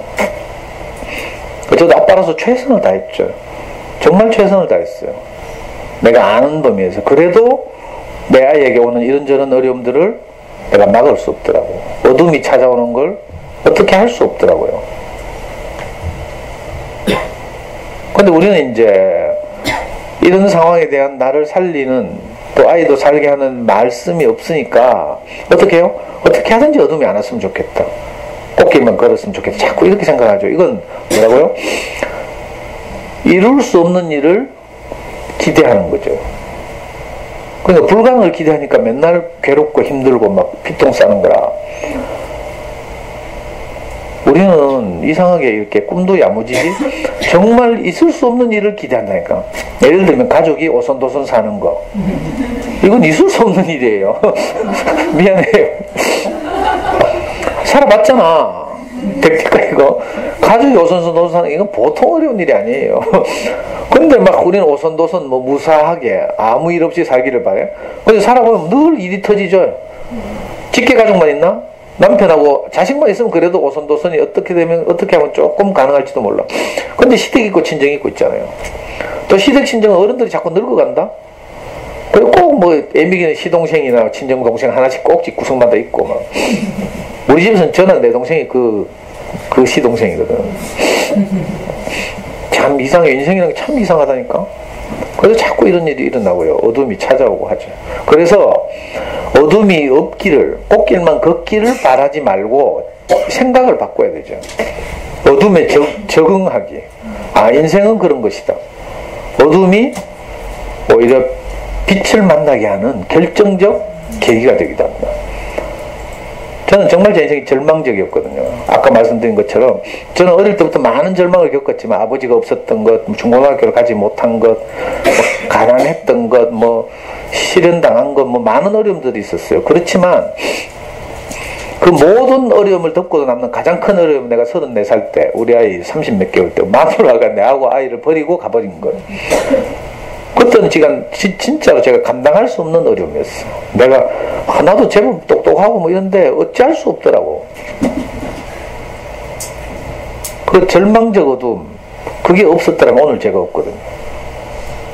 겨울이 없으면 나무가 단단해지지 않는 것처럼. 그때 제 깊은 어둠이 없었더라면 제가 빛을 인식하지도 못했겠죠. 그래서 내가 담대하게 말할 수 있어. 실제로 예수의 제자 중 한 사람이 성경을 제일 먼저 썼죠. 마태복음이라고 하는 성경을 썼는데 신약성경이 제일 앞부분 이제 거기 보면 그런 말이 있어요. 어둠에 앉은 백성이 큰 빛을 보았고 이런 말이 있어요. 이런 말을 썼다니까. 이게 무슨 말인가 하면 예수가 주로 활동하던 지역은 그 이스라엘의 아주 대도시 예루살렘이 아니고요. 그 이스라엘의 북부지방에 있는 가장 변방 갈릴리라고 하는 동네에서 살았어요. 거기서 주로 뭐 왔다 갔다 하다가 죽었어. 근데 지금은 막 그게 굉장히 유명해졌죠. 근데 이스라엘이 아주 변방 뭐 아주 촌동네에서 그냥 요즘 말로 하면 썰 좀 풀다가 근데 나중에 이제 예수와 함께 살면서 정말 행복했던 제자들이, 특히 마테라 제자가 그렇게 썼다니까. 어둠에 앉은 백성이 큰 빛을 보았고, 왜냐하면 그 갈릴리 지방, 이스라엘 북부 지방은 항상 위에 시리아나 뭐 이런, 그죠? 요즘은 시리아라고 하지 않지만 옛날에 그 외적들이 늘 침략해오는 그 변방이거든요. 그중에서 늘 강대국의 침략을 받으면서 고통받고 또 노예로 잡혀가고 늘 이렇게 살았어요. 그 동네 사람들이. 그러니까 진짜 행복하게 살고 싶은데 자기 뜻대로 안 되는, 어쩌면 우리하고 비슷한 거지. 우리도 변방에 살고 싶었겠어요? 여기 유천동 살고 싶었어? 전부 저 압구정동이나 뭐 강남에 살고 싶었잖아. 근데 원치 않는 이유로 우리는 이렇게 달 쏘고 총구석에 앉아가지고, 그래도 뭐 달 쏘고 하면서 뭐 자부심 갖고 있다가 수성구 다음이야 계산하고 지랄하고 있다 캐라. 서울 가면 대구는 촌인 줄 안다니까. 아니 우리 애도 서울 가더니 대구는 살 곳이 못 된대. 자기 대구 살 생각이 없대. 희한하죠. 나는 서울 살 생각이 없더만. 가보니까 막 복잡하고 시간 오래 걸리고요. 막 딱 대구가 적당하던데 나. 나이 들어서 그래요? 이건 꼭 그런 팩트 폭격을 해야 되겠어? 아니 근데 우리 애뿐만 아니죠. 요즘 애들은 다 서울 가고 싶어 하죠. 대구 살 곳이 못 된대. 이상하죠. 우리도 변방에 사는 거라. 근데 이상하게 그 변방에 살던 사람, 아무 희망 없이 살던 사람, 행복이 뭔지 모르고 살던 사람들에게 예수는, 그죠? 자기들의 큰 빛이었다는 거예요. 그래서 나중에 이제 예수가 죽고 나서 제자들이 고백한 거죠. 그죠? 어둠에 흑암에 앉은 백성이 큰 빛을 보았고, 이렇게. 저도 그때 그 절망적인 어둠이 없었더라면, 그죠? 오늘 제가 없어요. 저는 뭐 그냥 한 치 앞도 모르고 까불고 살다가, 젊으면 막 힘 있잖아요. 지가 다인 줄 알고 뭐 그렇게 살다가 뭐 인생을 저물어 갔겠죠. 근데 그때 저에게도 그 어두웠기 때문에 그게 큰 빛이 된 거지. 제 스승을 그때 이제 소개받아서 만났는데, 뭐 많은 말이 빛이 됐지만 그때 그 목사님이 저한테 하신 말씀이 뭐였다고 지난주에도 잠깐 말씀드렸죠. 네가 아버지가 없어서 어쩔 수 없어서 그렇게 살았구나. 이렇게 우리 와이프를 만나서, 저한테 직접 한 말은 아니고요. 우리 와이프를 이제 만나서 설득하면서 그렇게 말했대요. 상도가 아버지가 없어서 어쩔 수 없어서 그렇게 살았을 것이다. 일부러 그렇게 산 게 아니고 어쩔 수 없어서 그렇게 살았을 것이다. 내가 상도의 아버지가 될 테니까 한 번만 더 기회를 줘봐라. 이렇게 말했대요. 그 말이 우리 가족에게 빛이 된 거죠. 그때 그 절망적인 어둠이 있었기 때문에 그 말이 빛이 된 거라. 뭐 잘 살고 있는데 와서 이상한 노인이 와가지고 뭐 내가 상도의 아버지가 될게 뭐 시나리오가 안 되잖아 이러면. 근데 우리는 그때 우리 와이프도 사실 그랬겠죠. 자기가 남편과 자식을 버리고 갈 정도로 절망적이었으니까, 그래? 뭔가 명분이라도 있으면, 희망이 조금이라도 있으면 다시 돌아오고 싶지 않겠어요? 어느 여편네라도. 근데 그 말이 이제 우리 여편네를, 우리 와이프를 다시 돌아오게 한 거예요. 큰 빛이 된 거죠. 그러니까 어둠에서 빛도 없는 거라. 근데 그 사건 때문에 이제, 그죠? 다른 사람의 말을 듣게 된 거죠. 저는 겁이 나가지고 우리 와이프 또 도망갈까봐 겁이 나가지고 할 수 없이 교회에 나갔잖아. 나는 지금도 내가 뿌리 깊은 골수 사회주의잖아요. 사회주의자잖아요. 우리 와이프 도망가기 전까지 내가 한 일이 사회주의 정당을 건설하는 일을 했다니까. 사회당 추진위원회 대구지부 사무국장 하면서 국가보안법 위반하고 막 이지랄 했는데, 만으로 도망가고 나니까 사회주의고 자본주의고 소용이 없어. 당장 내 아이한테 엄마가 없는데 무슨, 그건 사치할 때 뭐 여유 있을 때 하는 소리지 아무 생각이 없었어.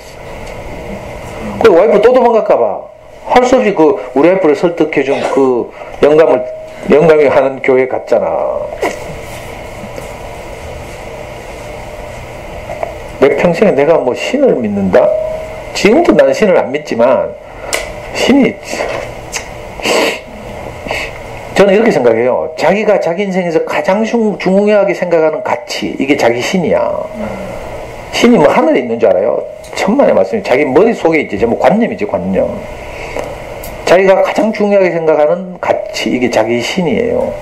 자, 돈이 가장 중요하다. 이건 뭐라고요? 돈이 자기 신이지. 이걸 보고 철학자들이 분리했어. 물신주의. 물질을 신처럼 여기는 경향, 이걸 물신주의라고 불렀어. 정말 똑똑하죠, 사람들이. 저도 그렇게 생각하거든요. 저는 한때 사회주의, 진보적 그제 관념, 이걸 내 인생에서 가장 중요하게 생각했어요. 감옥 가기를 불사하고 그 이데올로기를 지키려고 싸웠다니까.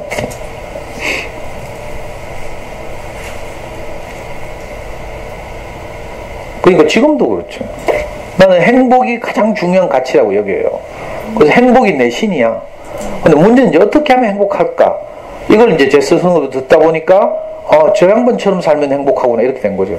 저 양반이 어떻게 해서 행복하게 사는 것부터 살게 되었는가 보니까 자기는 예수 때문에 그렇대. 그래서 나는 예수는 잘 모르지만 하나님은 뭐 당연히 모르죠. 우리 목사님 카드하고 하나님 있는지 없는지 잘 모르겠대, 솔직히 말하면. 자기도 잘 모르겠대. 지금 80몇이잖아. 모르겠다 한다니까. 근데 가끔씩 생각해 본데, 야, 하나님이 없었다면 콧구멍이 왜 아래로 뚫혀 있을까 하면서.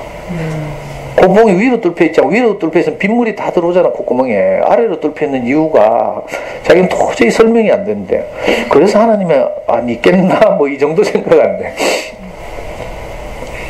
사람들이 천국에 대해서 질문을 많이 하고, 우리 목사님한테 죽고 나서 어떻게 되냐고. 그럼 우리 목사님 질문은 하는 건 한결같아요. 보통 목사는 가죠. 기도하고 뭐 어떻게 신앙생활 잘하면 천국 간다 뭐 이렇게 샀죠. 우리 목사님이 똑같은 일관된 대답 뭔지 알아요? 나는 안 죽어봐서 모른다. 거기에 그냥 그거 하면 너무 실망스럽잖아. 한마디 더 붙여요. 만약 천국이 있다면 지금 내가 살아서 이렇게 잘 살아야, 예수처럼 살아야 천국 가지 않겠냐. 있고 없고가 중요한 게 아니라 지금 어떻게 사는가가 중요한 거지. 안 가봤는데 모르는데 막 있다 해사고 막 사기치고 막 내고 이러면 안 되지. 저는 그분의 영향을 받아서 지금 행복하게 살아야 된다고 생각해요. 그래야 죽을 때도 행복하다니까. 막 아쉽잖아. 막 죽음이 아쉽다니까. 한 번 더 살아봤으면 하고 막. 그러니까 우리가 살면서 아이를 키우면서 어둠이 찾아와요. 아니, 찾아오는 게 아니라 사실 어둠은 늘 같이 있어. 함께. 밤과 낮이 있는 것처럼. 그죠? 일상과 생활 쓰레기가 늘 같이 있는 것처럼 어둠은 우리와 항상 함께 있다니까. 아이들 키우다 보면 이런저런 일, 속상한 일 많거든요. 친구들한테 괴롭힘 당하고 왕따 당하고 뭐 공부 못하고 숙제 안 하고 막. 숙제 안 한다고 와이파이 끊는 집도 있더라. 맨날 숙제를 내주니까 얼마나 애들이 괴롭겠어요. 미친다니까. 여러분들 어릴 때 살아봤지? 일기를 매일 쓰래. 그거 미친 일이라니까. 쓸 거 없는데 맨날 일상이 똑같은데 일기를 맨날 쓰래. 그래서 저는요, 아이 돕는다고 있잖아요. 3학년 때 썼던 일기 그대로 5학년 때 복사해서 붙이고 이랬어요. 우리 집은 일기를 컴퓨터에 썼거든. 그러니까 프린트하고 이래가지고 이제 학교 내고 이랬는데 3학년 때 썼던 거 똑같이 썼어요. 독후감 생각하면 3학년 때 썼던 거 5학년 때 그대로 인쇄해 갖다 주고 할게. 왜 힘들까봐. 그러면 글쓰기 실력이 늘지 않지 않나요? 뭐 있다고 소리 해샀지만 그거하고 아무 상관이 없어. 우리 자기소개서 정말 잘 썼다 했죠. 근데 언제 마음이 내키면 우리의 자기소개서 하나씩 프린트해 주려고. 이 자기소개서가 팔린다니까, 애들 사이에서. 여러분들 입시 전문 컨설턴팅 하러 가봐요. 그런 사람들 그런 거 많이 확보하고 이거 보여주고 뭐 익하면서 돈 받는다니까. 올드 로스쿨 자기소개서가 이거 그냥 주는 건 줄 알아? 그 일기 맨날 뺏겨 쓰고 있잖아요. 이래도 괜찮다니까. 이러면 뭐 우리의 글쓰기 실력이 안 늘고 뭐 이런. 그게 아니고 어릴 때 책 좋아하고요. 책을 잘 읽고 하면 좋은 내용이 들어가면 좋은 인풋이 있으면 좋은 아웃풋이 있어요. 인풋 안 하고 좋은 아웃풋을 기대하니까 테크닉이 필요한 거지. 원고지는 어떻게 작성하고 있다고 소리 내서 뭐. 그럼 아무 소용없어요. 그러니까 혹시 우리 아이들에게 이런저런 어둠이 발견되더라도 그 뭐 죽을 똥 뭐 피똥 쌀 일이 아니라 그걸 통해서 우리 아이가 성장하겠구나, 자라겠구나, 경험하겠구나. 경험이 가장 중요하다고 했죠. 해보지 않으면 아무 소용이 없어요. 저는 늘 말씀드리지만 제가 세탁기를 직접 돌려본 적이 한 번도 없어. 그래서 빨래에 대한 두려움이 있어요. 우리 와이프 갑자기 해외여행 가거나 뭐 열흘씩 집 비우면 내가 빨래를 돌리고 싶은데 난 그게 너무 두려워. 고장날까봐. 물론 나중에 와이프 진짜 죽고 없으면 내가 막 검색을 해서라도 하면 또 되겠지만 안 하면 이렇다는 거라. 안 해보면 경험이 없으면 두려움이 생겨요. 낯선 것에 대한 두려움. 저는 아버지 없이 자랐다 보니까 항상 중년 남성들에 대한 두려움이 있었다니까. 그리고 상가에 내가 못 갔어요. 두려워서. 왜 어릴 때 아들들은 아빠 따라다니면서 아빠 따라 조문 다니고 이러면서 그 상가 예절에 대해서 배우고 이러거든. 유교 문화 중에 하나죠. 나는 그게 늘 없고 교회 다니고 이랬으니까 상가에 가면 어떻게 해야 되는지 몰라. 막 절하면 큰일 나는 줄 알고 있잖아요. 상가에 가면 다 절 두 번 하고 이러잖아. 심지어 우리는 어릴 때 종교의 세뇌를 받아가지고 아버지 제사 때도 절을 안 했다니까. 웃기죠. 우리 아버지 제사를 하는데 그 큰 집 사촌 형들이 와서 절하고 이랬어. 우린 옆에서 서서 보고 있고. 우리 교회 다녔다고. 우리 형제들은 교회 다니고 지금은 이제 어머니 산소 가면 우리 다 절해요. 어머니 산소 가가지고 너무 뭐 기도만 하고 오기에는 너무 허전하더라고. 그래서 음식 해가지고 돗자리 펴가지고요. 거기서 우리 노래도 엄마를 추억하는 노래도 부르고 절도 하고 또 엄마를 회상하고 이렇게 하고 오거든요. 관념이 들어와서 그런 거죠. 지나고 나서 보니까 이 많은 겨울을 지날수록 어둠을 많이 경험할수록 오히려 그죠? 밝음도 더 거기에 비례해서 커지는 거죠. 저는 지금 뭐 이렇게 여러분들 만나고 학교 강의도 하고 하잖아요. 내가 지금 생각하면 어떤지 알아요? 내가 순탄하게 살았더라면 여러분들한테 무슨 말을 했을까? 할 말 별로 없어. 부모 잘 만나가지고 공부 잘하고 뭐 좋은 대학 나와가지고 뭐 출세했습니다. 뭐 이게 말이 돼요? 그래서 어릴 때부터 사연이 많거든. 할 말이 너무 많아. 신기하죠. 너무 감사하다니까. 내가 경험했던 하나하나가 다 내 인생의 교훈이 돼 있고요. 우리 아들한테 내가 항상 하는 말이 절대로 적을 만들지 말라. 왜? 내가 적을 만들어보고 개피 봤거든. 내가 말 잘못했다가 뒤질 뻔도 해보고요. 이런 많은 실패들이 있잖아요. 부끄러운 일이지만 내 부끄러움을 들어서 내가 아이를 그죠? 아빠의 그 실패를 내 당구장에서 맞아 죽을 뻔한 이야기 했죠. 가끔씩 강의 때마다. 그때 내 철없을 때인데 25인가? 군대 갔다 와가지고 이제 복학해가지고 학교 다니면서 동네 어릴 때부터 자는 분할 친구들하고 당구로 다니는 당구장이 있어요. 저는 또 뭐 하나 승부가 걸리면 막 목숨 걸거든? 뭐든지 그래요. 지금 게임도 그렇잖아. 당구도 내가 맨날 내기당구 치러 다니고요. 당구장마다 원정 다니고 이랬거든. 당구 진짜 잘 쳤어요. 하루는 가톨릭병원 앞에, 가톨릭병원 건너편에 내 당구장이 있었는데, 그날도 학교 안 가고 내 당구장에서 축 치고 있었다? 그 당구장 아가씨가 좀 예뻤거든. 근데 어떤 남자, 내가 그때 25이었지. 한 30쯤 되는 남자 둘이 당구를 치러 왔어. 이분들은 그때 주말이었는데 사회인 야구팀 야구복을 입고 있었어요. 둘이 당구를 치러 왔어. 보통은 당구장인가 당구장 문화 중에 하나가 일행들끼리 가면 이제 친구끼리 1대1로 당구를 치잖아요. 몇 게임 치고 나면 재미가 없어. 친하고 이러니까. 그러면 모르는 사람들하고 시합을 해. 이거 뭐 일본말로 겐페이라고 하죠. 복식. 그래요. 그 두 아저씨가 자기들끼리 치다 몇 게임 치다 재미가 없으니까 카운터 아가씨한테 묻는 거야. 우리 겐페이 칠 분들 없어요? 이렇게 물었어요.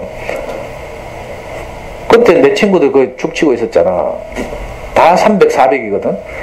그 사회야구 아저씨들 당구 그때 수준이 80, 100이었어요. 당구 수준 말해가 모르지. 50이 이제 입문자거든. 80, 100은 초보자죠, 초보자. 내 친구들 300, 400이었어요. 이거는 뭐 아마추어 최고죠. 근데 할 수 없이 300, 400하고 이제 복식을 하게 된 거라. 보통 또 당구장 문화 중에 하나가 낯선 사람들하고 복식을 할 때는 항상 내기를 해. 가벼운 내기. 담배 한 갑 또는 음료수 또는 게임비 내기를 하거든요. 그리고 내 친구하고 내 친구 둘하고 그 아저씨들 둘하고 당구를 치게 됐다. 근데 시작하자마자 내기 상품을 주문하는 거라. 카운터에 그때 내가 말을 한마디 잘못했잖아요. 뭐라고 했는지 알아요?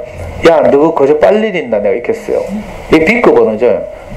그러니까 당구 수준이 낮은 사람들하고 당구를 치면서 내기를 걸어서 너가 거저 먹을 일 있나? 이 말이거든. 이걸 이제 그때 언어로 너가 거저 빨일 있나? 내가 이렇게 말했어. 나는 무심코 그냥 내뱉었지. 그리고 지나갔어. 근데 한 30, 40분 흐르고 당구 그 내기가 끝났어요. 근데 갑자기 그 두 아저씨가 당구장에 이제 계산하러 오더니 갑자기 그죠?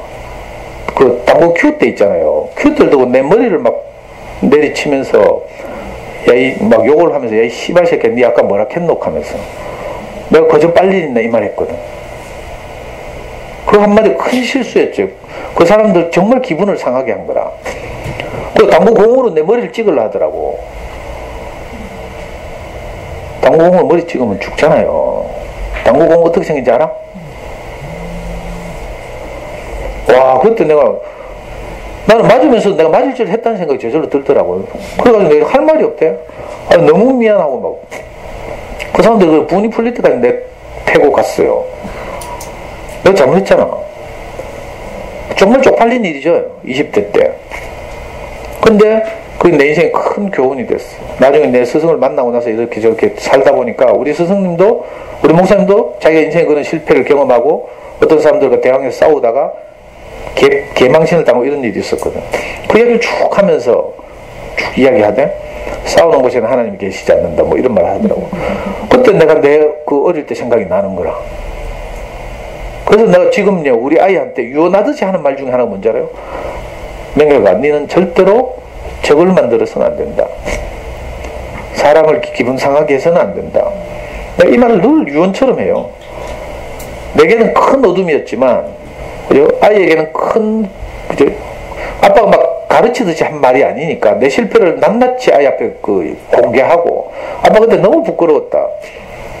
그런 이야기를 하면서 우리 사랑하는 내 아들 너는 절대로 적을 만들지 말거라 이렇게 말하니까 애한테 스며들잖아요. 그냥 내가 이런 내 실패를 말하지 않고 싸우면 안 돼. 뭐 예를 들면 친구하고 사이좋게 지내야 돼. 이건 잔소리야 잔소리. 어떻게 아이들을 키워야 되는지 알겠죠. 내 부끄러움을 고백하고 내가 아이들보다 더 낮은 자리로 내려가서 말해야 아이들에게 그게 스며들거든. 그러니까 내게 있었던 어둠이 그죠? 아이에게는 다 양식이 되는 거죠. 빛이 되는 거예요. 또 아이 스스로도 실패와 좌절을 경험하면서 또 그죠? 거기서 뭘 배워가고 이런 거죠. 그러니까 어둠을 두려워하면 안 돼. 아이를 키우면서 이런저런 어려움이 있잖아요. 이런저런 어려움 때문에 그죠? 막 우리가 힘들고 하죠. 그게 아니라니까. 생각을 바꿔야 돼요. 제가 늘 강의 때 자주 말하는 애 중에 우리 교회 우리 아들보다 한 서너 살 많은 그 형아가 하나 있어. 저기 대구대학교 특수교육과를 나오는 무연이라는 친구인데 이제 30대 초반이 됐어요. 얘는 고등학교 때 서울에서 강남에서 고등학교 다녔어. 엄마 아빠는 영남대학교 출신인데 영남대학교 어떻게 결혼해가지고 서울에서 살았어. 지금은 이제 단태곤에서 살아요. 얘가 서울에서 고등학교 다닐 때요 이 무연이라는 친구가 너무 절망적인 일을 경험한 거라. 학교 일진들이 점심시간만 되면 학교 옥상으로 불러. 그래가지고 일진들이 다 삥 둘러싼 상태에서 무연이는 이 아이하고 얘보다 더 약한 아이하고 싸움을 붙이는 거라. 싸움을 붙이면요 1대1로 싸우면 얘가 무연이가 이기는 상대인데 이기면 안 돼. 이기면 조폭들 일진들이 괴롭히니까. 그리고 지보다 훨씬 약한 애한테 맨날 맞아야 돼요. 그 치욕적 굴욕적인 죽기보다 더 싫은 경험을 학교 옥상에서 늘 한 거라. 얘가 성격이 좀 독특하거든. 그 친구들이 이제 그 눈밖에 난 거지. 근데 있잖아요 이 무연이라는 아이는 그때 뭘 하나 깨닫는 아 세상이 나를 버렸구나 이걸 깨달았어. 얘는 어릴 때부터 교회 안에 살았으니까 아 세상 친구들이 내게는 없구나 이걸 안 거죠. 세상 말 하면 완전히 이건 왕따가 된 거죠. 근데 이상하게 얘는 이거 인간적으로 말하면 너무 깊은 절망이잖아요. 그럼 얘는 이 사건 때문에 그죠? 세상 친구고 뭐 나발이고 이 기대를 다 접었어. 내가 살 곳은 교회구나 이 생각밖에 없었던 거죠. 제가 가끔 이야기하는데 얘가 군대 가기 전에 그래서 대구 내려왔어요. 대구에 왔어. 그 대학생 때 얘를 항상 양육하는 이제 우리 또래들 그때 대학생들을 양육하고 이럴 텐데, 저도 캠퍼스에 가서 아이들하고 성경 공부도 하고 이랬어요. 이거 엄마들 만나기 전에는. 그때 이제 저하고 같이 그런 활동을 하던 저보다 한 살 많은 형이 있는데, 환수라고 하는데, 얘가 항상 하는 말이 환수 삼촌이 내 친구다, 이렇게. 항상 캠퍼스에 찾아가서 애하고 같이 밥 먹고, 또 애에게 용기가 될 말을 들려주고, 막 이렇게. 이건 아빠도 못하는 일이죠. 엄마도 못하는 일이에요. 얘는 항상 그 환수 삼촌이 자기 친구처럼 자기를 절망 가운데서 빛이 된, 절망 가운데서 건져준 그, 그죠? 환수 삼촌과 또 자기를, 그죠? 격이 없이 대해주는 교회 삼촌 이모들이 너무 감사해서, 얘가 군대 가기 전에요. 대학생 때 어떤 줄 알아요? 일요일만 되면 우리 교회 앞에서 얘가 이거 뭐야, 그 빨간, 뭐, 경찰들 드는 신호 통제하는 그 봉 있죠? 그걸 들고, 그죠? 아침마다 우리가 교회로 들어가려고 차를 교회 그 진입하면 있잖아요. 얘가 90도 고개 숙여서 인사한다니까. 너무 감사하다고. 교통 정리해주고. 얘한테는 그 절망적인 고등학교 때 점심시간에 그 사건이 자기한테 복이 된 거라. 그래가지고요, 대구대학교 특수교육학과를 나왔어. 임용고시 안 돼가지고 참 고생했거든. 작년에 드디어 임용고시에 됐잖아. 그 이번 일요일에 교회 가니까 얘가 장문의 편지를 써가지고요, 첫 월급을 교회 헌금한 거라. 그러면서 자기가 얼마나 그 감사한지를 고백하더라고.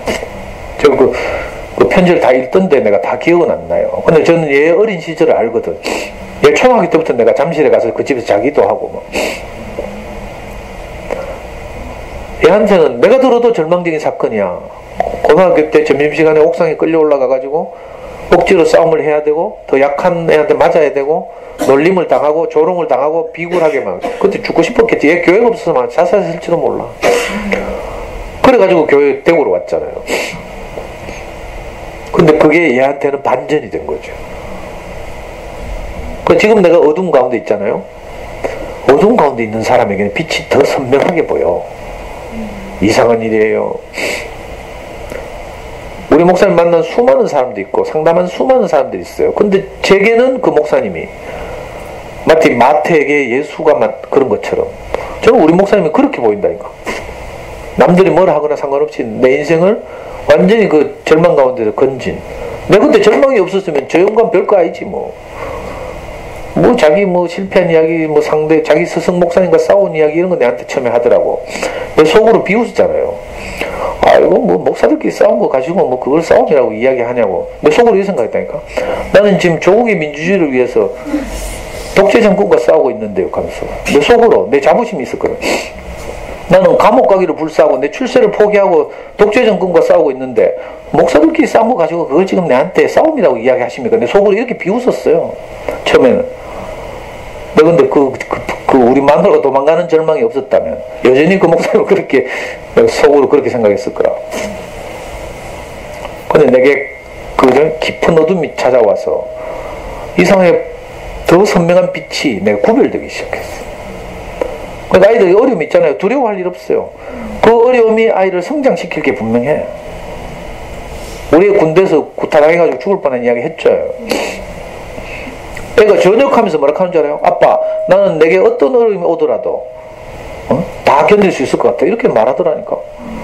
산 경험이 된 거지. 물론 없으면 좋을 일이지만 그때 나도 진짜 두려웠거든. 우리가 혹시 바다에 뛰어내릴까봐. 해경에 근무했잖아요. 배에서 뛰어내릴 뻔 끝이라. 실종신고할 뻔 끝이라. 난 너무 두려웠어요. 그래가지고 그때 내가 벌벌 떨면서 막 부대 찾아가고 막 이랬거든.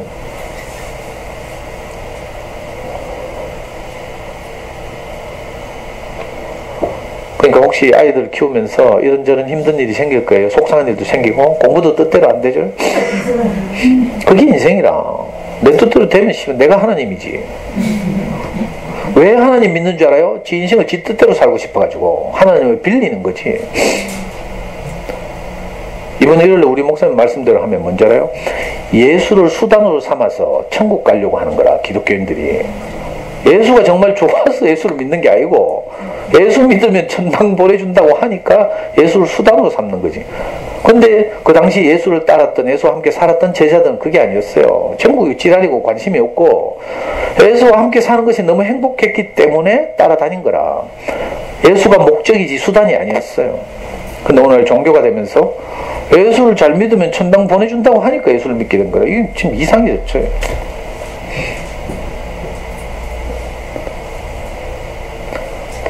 그러니까 공부가 행복해지는 수단이 되니까 이게 어려운 거야. 그게 아니고 아이와 함께 사는 것 자체가 행복이잖아요. 아이와 함께 떨어져 살아보라니까 함께 사는 게 얼마나 행복한지 알게 돼.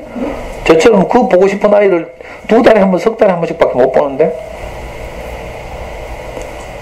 그러니까 오늘 아이들이 학교 갔다 오잖아요. 엄마하고 또 막 예미기고 하겠지. 그게 행복이라니까? 이 또 예미기인데 이게 아니고, 아, 이게 행복이네. 이 생각을 바꿔야 돼. 저도요, 아이 키우면서 한 번도 내 원대로 공부 돼본 적이 없어요. 솔직히 말하면.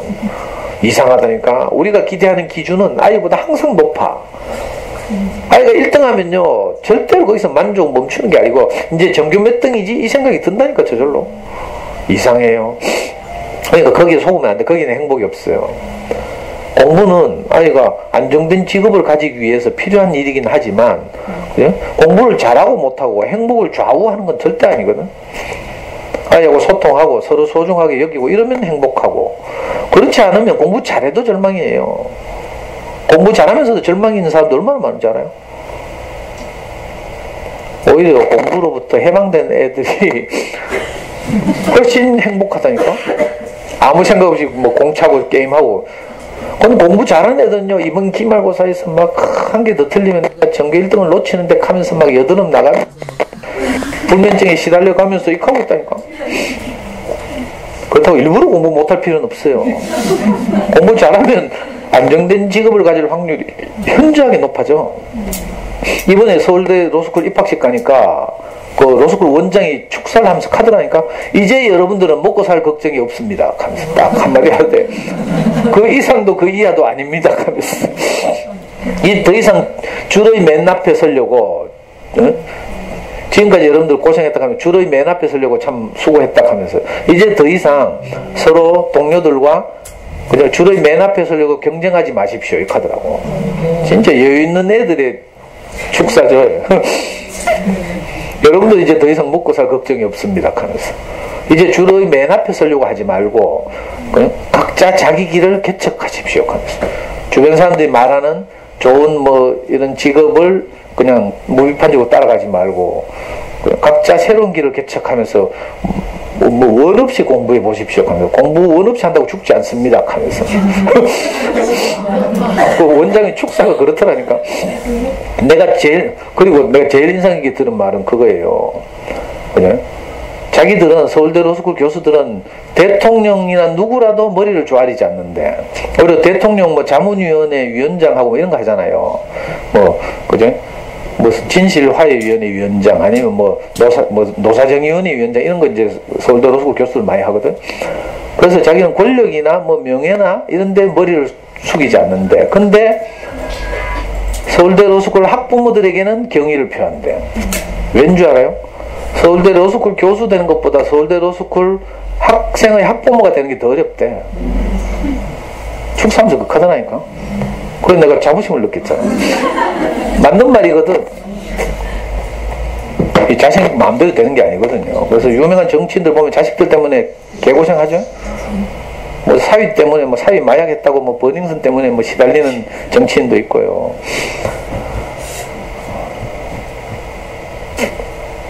이 말 꼭 기억해요. 예? 행복은 성적과 아무 상관이 없잖아요. 이거 영화 제목이 아니고 실제로. 그러니까 우리 아이들이 지금 성장하는 과정에서 많은 어려운 일들이 있을 텐데, 그것 자체가 행복한 일이라고. 그것 자체가 아이를 성장시키기도 하고요. 인생을 풍요롭게 하기도 하고 이렇다니까. 이걸 절대로 잊으면 안 돼요. 저는 물론 저도 어릴 때 험하게 살았는데, 그때는 뭐 아무 생각 없이 닥치는 대로 살았죠. 살아남기 위해서. 여러분들 상상이나 하겠어요? 내가 초등학교 4학년 때 아이스케이크 장사를 했다니까. 제 몸통보다 더 큰 아이스케이크 통을 짊어지고요.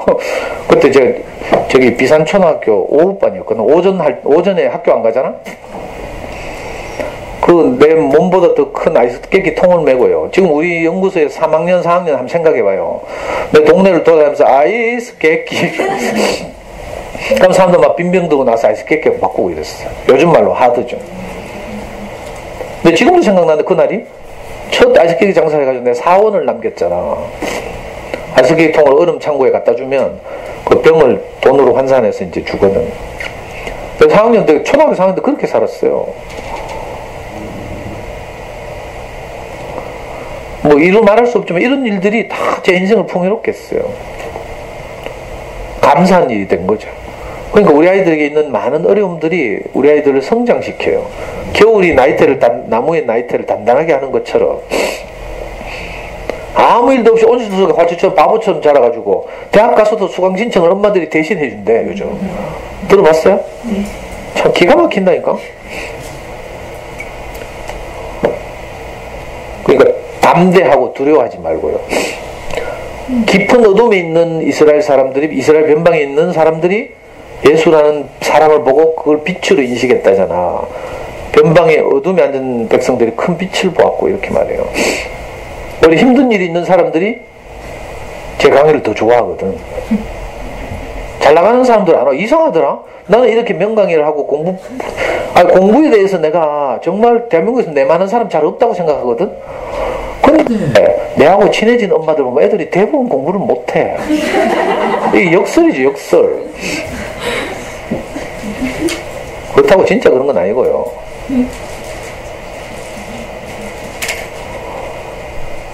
근데 어려운 일들 때문에 예? 다른 말에 귀를 기울이게 되는 거라 인생이 겸손해지고요. 이게 복이라니까. 그러니까 이런저런 일들을 두려워하지 말라고요. 우리 연구소 엄마 중에 그런 대화명 있잖아요. 이 또한 지나가리라 하면서. 했죠? 지나가도 또 온다고.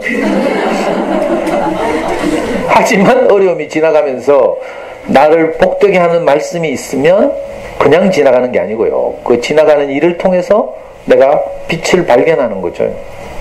그냥? 그래서 빛이 발견돼야 어둠에 대해서 감사하게 돼요. 빛이 없으면 어둠은 절망이지, 그 자체로는. 저는 어떤 어려움이 있더라도, 우리 아이들이 어떤 어려움이 있더라도 함께 키우면 돼요. 정말 답답하거든 저를 찾아오면 돼요. 애도 신기하더라. 정말 자기를 알아주는 어떤 사람을 만나니까 애가 확 달라진다니까. 저는 많은 일들이 있지만 어떤 고등학생이 도저히 학교 못 다니겠다고 여고 1학년이 자퇴하겠다고 울며불며 찾아왔어요. 엄마는 막 자퇴하니까 막 펄펄 뛰고 막 난리가 나가지고 애를 설득하고 막 하다 좀 더 질질 끌었겠지. 그러다가 도저히 안 돼서 왔더라니까. 근데 내가 딱 한마디 했어요. 그랬더니 애가 자퇴 안 하더라니까. 신기하죠? 몇 했어요. 네가 그래 아빠도 없이 엄마하고 이 험한 세상을 그죠? 살아남느라고 정말 수고했구나 하면서 정말 대견하고 장하다 하면서 그러면서 내 어린 시절 이야기를 했죠. 나는 내가 어린 시절 이렇게 살아봐서 네 마음을 좀 안다 하면서 네 정말 기특하고 장하다 이런 말 했어요. 자퇴하라 금융고시도 된다 했어요. 내가 금융고시 출신이거든. 자퇴를 두려워할 일도 아니고 엄마한테도 하고요. 애가 정말 못 견디겠으면 자퇴해야지 하면서 그게 애가 사는 길이라면 자퇴해야지. 뭘 학교를 계속 다녀 하면서요. 근데 자퇴냐 아니냐에 초점을 내가 맞춘 게 아니라 네가 참 대견하게 잘 살아왔다. 기특하고 장하다. 내가 이 말을 했다니까. 근데 이 아이 입장에서는요. 이 말 처음 들어봤거든. 자기 평생에 자기 보고 기특하고 장하게 험한 삶을 잘 살아왔다. 이렇게 말해주는 어른을 만나본 적이 없거든. 그러더니 애가 집에 돌아가서 더 다녀볼게 하더니 졸업했잖아. 자기도 모르는 사이에 졸업했어. 신기하죠? 그러니까 애들한테 어떤 어려움이 있더라도요, 그죠? 그 어려움을 빛으로 바꿀, 예? 그게 빛이 필요한 거죠. 어려움 자체가 문제가 아니에요. 그러니까 두려워하지 말고요. 제가 살아있는 한 도울 테니까 정말 엄마로서 안 되면 물론 이제 엄마들이 자가 발전하면 제일 좋고 열심히 듣고 이래가지고 근데 이게 쉽지 않거든. 시간이 필요하거든. 엄마들의 생명이 성장하는 데는 시간이 필요해요. 저도요 우리 목사님 만난 지금 25년이 흘렀잖아. 꿈같이 흘렀어. 꿈같이. 나는 하루같이 흘렀어요. 성경은 그런 말이고 천년이 하루같이. 저는 25년이 하루처럼 흘렀어. 그 34살 그 절망적인 순간이 엊그제 같아요. 근데 그날이 언제냐는 듯이 25년을 정말 어제보다 못한 오늘이 없게 살았잖아. 나는 늘 새롭고 늘 성장하고 그죠? 하루가 다르게 성숙해지고 했죠. 인생은 늙어가는 것이 아니라 성숙해가는 것이다. 여러분들 이제 40 넘어간다고 막 짜증내고 막 이카져요. 생물학적으로 우리가 늙어가요. 이번에 내가 배그에서 선물 줘가지고 후드티하고 이 캡 쓰고 보니까 멋있던데, 내가 볼 때. 옆에 머리가 허옇해? 모자가 새카마니까 내 하얀 머리가 더 드러나 보이는 거라. 그제서야 내가 속으로 아이고 세월을 인정해야 되겠구나 이 생각이 들 때. 육신적으로 늙어가는 게 맞죠. 하지만 인격적으로는 우리가 성숙해가는 거예요. 고리타분하게 막 할매 되지 말고 늘 나를 내려놓고 젊은 아이들과 소통하고 아이들의 마음을 읽어내고 이래봐요. 그럼 이상하게 내 안에서 권위가 점점, 그죠? 권위가 생긴다니까. 그냥 늙어가면 애들이 다 아이고 뭐 대화 안 된다 하고 막 우리 미안한데요 그 엄마 없지?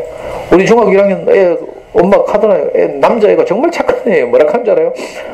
엄마 요즘 저한테 잘해줘요. 근데도 엄마 목소리만 들어도 짜증이 나요. 이렇게 한다니까.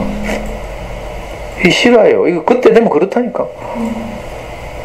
정말 착한 애인데도 그런 이야기 하더라고. 그죠?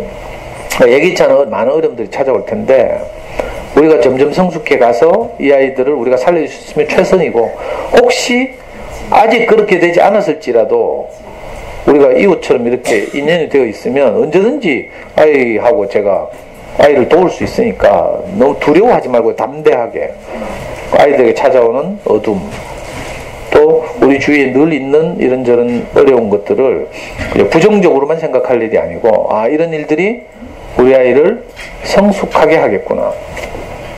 역설적으로 말하면 어둠이 없으면 빛도 없는 거죠. 그죠? 가장 어두울 때가 동이 트기 전이라 하잖아요. 저도 이 전적으로 동의해요. 제 인생이 가장 절망적일 때 정말 그 한 줄기 빛처럼 찾아온 사람. 저는 사실은 우리 목사님 만났을 때 할 수 없이 우리 목사님 교회를 다녔잖아요. 난 수단으로 생각했거든. 우리 가족이 안정되고 우리 와이프가 도망 안 가면 난 절대 교회 안 다녀야지 이렇게 생각했어요. 그리고 그걸 간증도 직접 했어. 근데 시고 웃더라고 우리 목사님이. 한번 해봐라 하면서. 근데 제가 지금 코 깨가지고 25년을 같은 교회를 다니고 있어요. 저는 B형이라서 실증이 잘 나거든. 그래서 같은 일을 똑같이 얼마 오래 못하는데 25년을 내가 하루처럼 살았잖아. 신기한 일이에요. 여러분들도 그래? 어떤 좋은 말을, 나를 행복하게 하는 말을 한번 들어보라니까. 이 맛보고 나면요, 못 끊어. 마약처럼 중독된다니까. 저는요, 우리 목사님부터 인생의 지혜를 배우고 난 후로 어떻게 된 줄 알아요? 내가 그렇게 좋아하던 영화, 미드, 뭐 이런 거 다 시시해져. 책, 이런 거 좀 미안한 말이지만 이상한 일이에요. 저 진짜 그런 거 좋아하거든. 영화도 좋아하고요, 미드 좋아하고. 너무 시시해서 못 보잖아. 옛날에 저도 한때는 프리즌 브레이크에 중독돼가지고 막 그 유명한 미드 있죠. 프리즌 브레이크, 로스트 뭐 이런 거 막 밤을 새우면서 보고 이랬거든. 근데 지금 그거 시시해서 못 봐. 네이버 영화 평점 9점 얼마 넘는 명화들 있잖아요. 볼 때마다 감동을 받고 막 눈물이 나고 이런 영화들 많았거든. 내가 인생에 대해서 좀 알고 나니까 시시해서 못 보겠어. 여러분들도 그런 날이 올지도 몰라요. 그러니까 아이들에게 이 라젤로처럼, 그죠? 어둠을 당연하게 여기고, 항상 어둠은 나와 함께 있다. 아이를 키우면서 항상 이제 병치레도 하죠. 뭐 학교 생활에서 어려움을 겪죠. 신학기 스트레스, 친구 관계, 뭐 아무것도 아닌 일인데 이상하게 그때 너무 무겁잖아요. 우리 모기님이 내를 왜 찾아왔나 몰라. 정확한 기억이 안 나. 근데 그때 모기님하고 같은 시기에 찾아온 또 다른 아줌마가 하나 있는데, 모기님보다 1살 어린 그 아줌마는요, 저한테 처음 전화할 때 왜 한 줄 알아요? 자기 애가 월서초등학교를 다녔는데 그때 뭐라 하더라? 미술 시간에 그림을 그리는데 시간 내에 완성을 못해가 맨날 나머지 공부를 한다 했나? 그게 자기한테 너무 힘들어가지고 이거 누구한테 묻지도 못하고 있잖아요. 그래가지고 저한테 처음 전화를 했다니까. 그것도 강의 들었던 선생님이니까 낯설잖아. 그래서 전화통을 몇 번이나 들었다 놨다 하다가 용기를 내가지고 어느 날 이 아줌마가 전화를 했어. 들어보면 아무것도 아니잖아요. 미술 시간에 좀 그림 늦게 그리는 거, 이거 아무것도 아니잖아. 근데 그게 그 엄마에게는, 그때 36살 된 그 엄마에게는 큰 어둠이었거든. 그래가지고 저한테 처음 전화를 했어요. 그래가지고 제가 어떤 이런저런 위로를 했죠. 근데 그게 인연이 돼가지고 이 아줌마는 애들 오후 4시 반만 되면 태권도장 보내놓고 항상 저한테 전화를 했어요. 1년 동안. 매일 오후 4시 반만 되면 1년 동안 전화를 했다니까. 1년 동안 내가 무슨 이야기 했는지 몰라. 나도 신기하네. 매일 1시간 동안.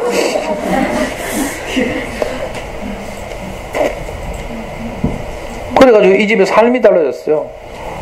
이 아줌마 아이들은 월서 초등학교 나왔는데 전부 공부를 못해가지고 월서 중학교 갔더니 다 90몇 %야. 그래가지고 둘 다 특성화 고등학교 갔잖아요. 근데 이 큰 애가 특성화 고등학교 가는 큰 애가 뭐라 하는 줄 알아요? 지금 군대 갔다 왔는데 군대 가기 전에 저한테 막 삼촌 제 인생이 너무 행복해요 하더라니까. 20살짜리가 군대 가기 전에 21살이구나. 저를 따라서 이제 온 가족이 교회 나와가지고 함께 살고 있는데 얘가 하는 말이 삼촌 제 인생이 너무 행복해요. 그 성공했잖아요. 이게 성공한 자녀 교육이라니까. 걔는 어릴 때 월서초등학교 다닐 때요. 어릴 때 원형 탈모가 있었거든. 그래 이것 때문에 너무 열등감이 커가지고 친구들한테 늘 놀림받고 막. 그러니까 여기 부분가발 해가 감추고 뭐 생쇼를 해도 안 돼. 그 존재적 열등감을 어떻게 할 수가 없어요.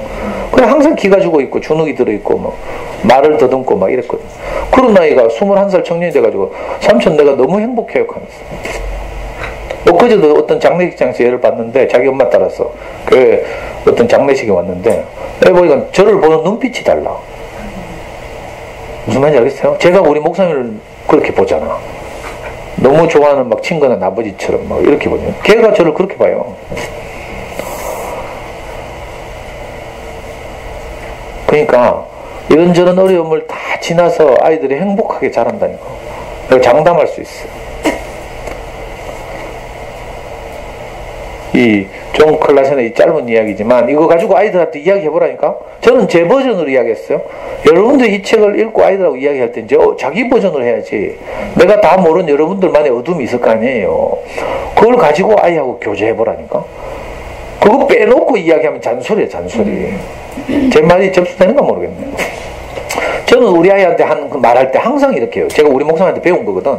자기 죽음을 지불하는 거라. 자기 죽음이라는 게 뭐예요? 자기 부끄러움이죠. 자기 수치. 남한테 드러내기 어려운 자기의 연약함 이거거든요. 우리 교회에 어떤 형이 있는데 이 형은 바람을 잘 피워. 그래서 여러 와이프를 거친 형이 있어. 그래서 자기 자신도 막 책망이 되고 이렇게 했죠. 그래가지고 하는 목사님한테 상담하러 갔어요. 이혼당하고 막 와이프를 여러 번 거치고 막.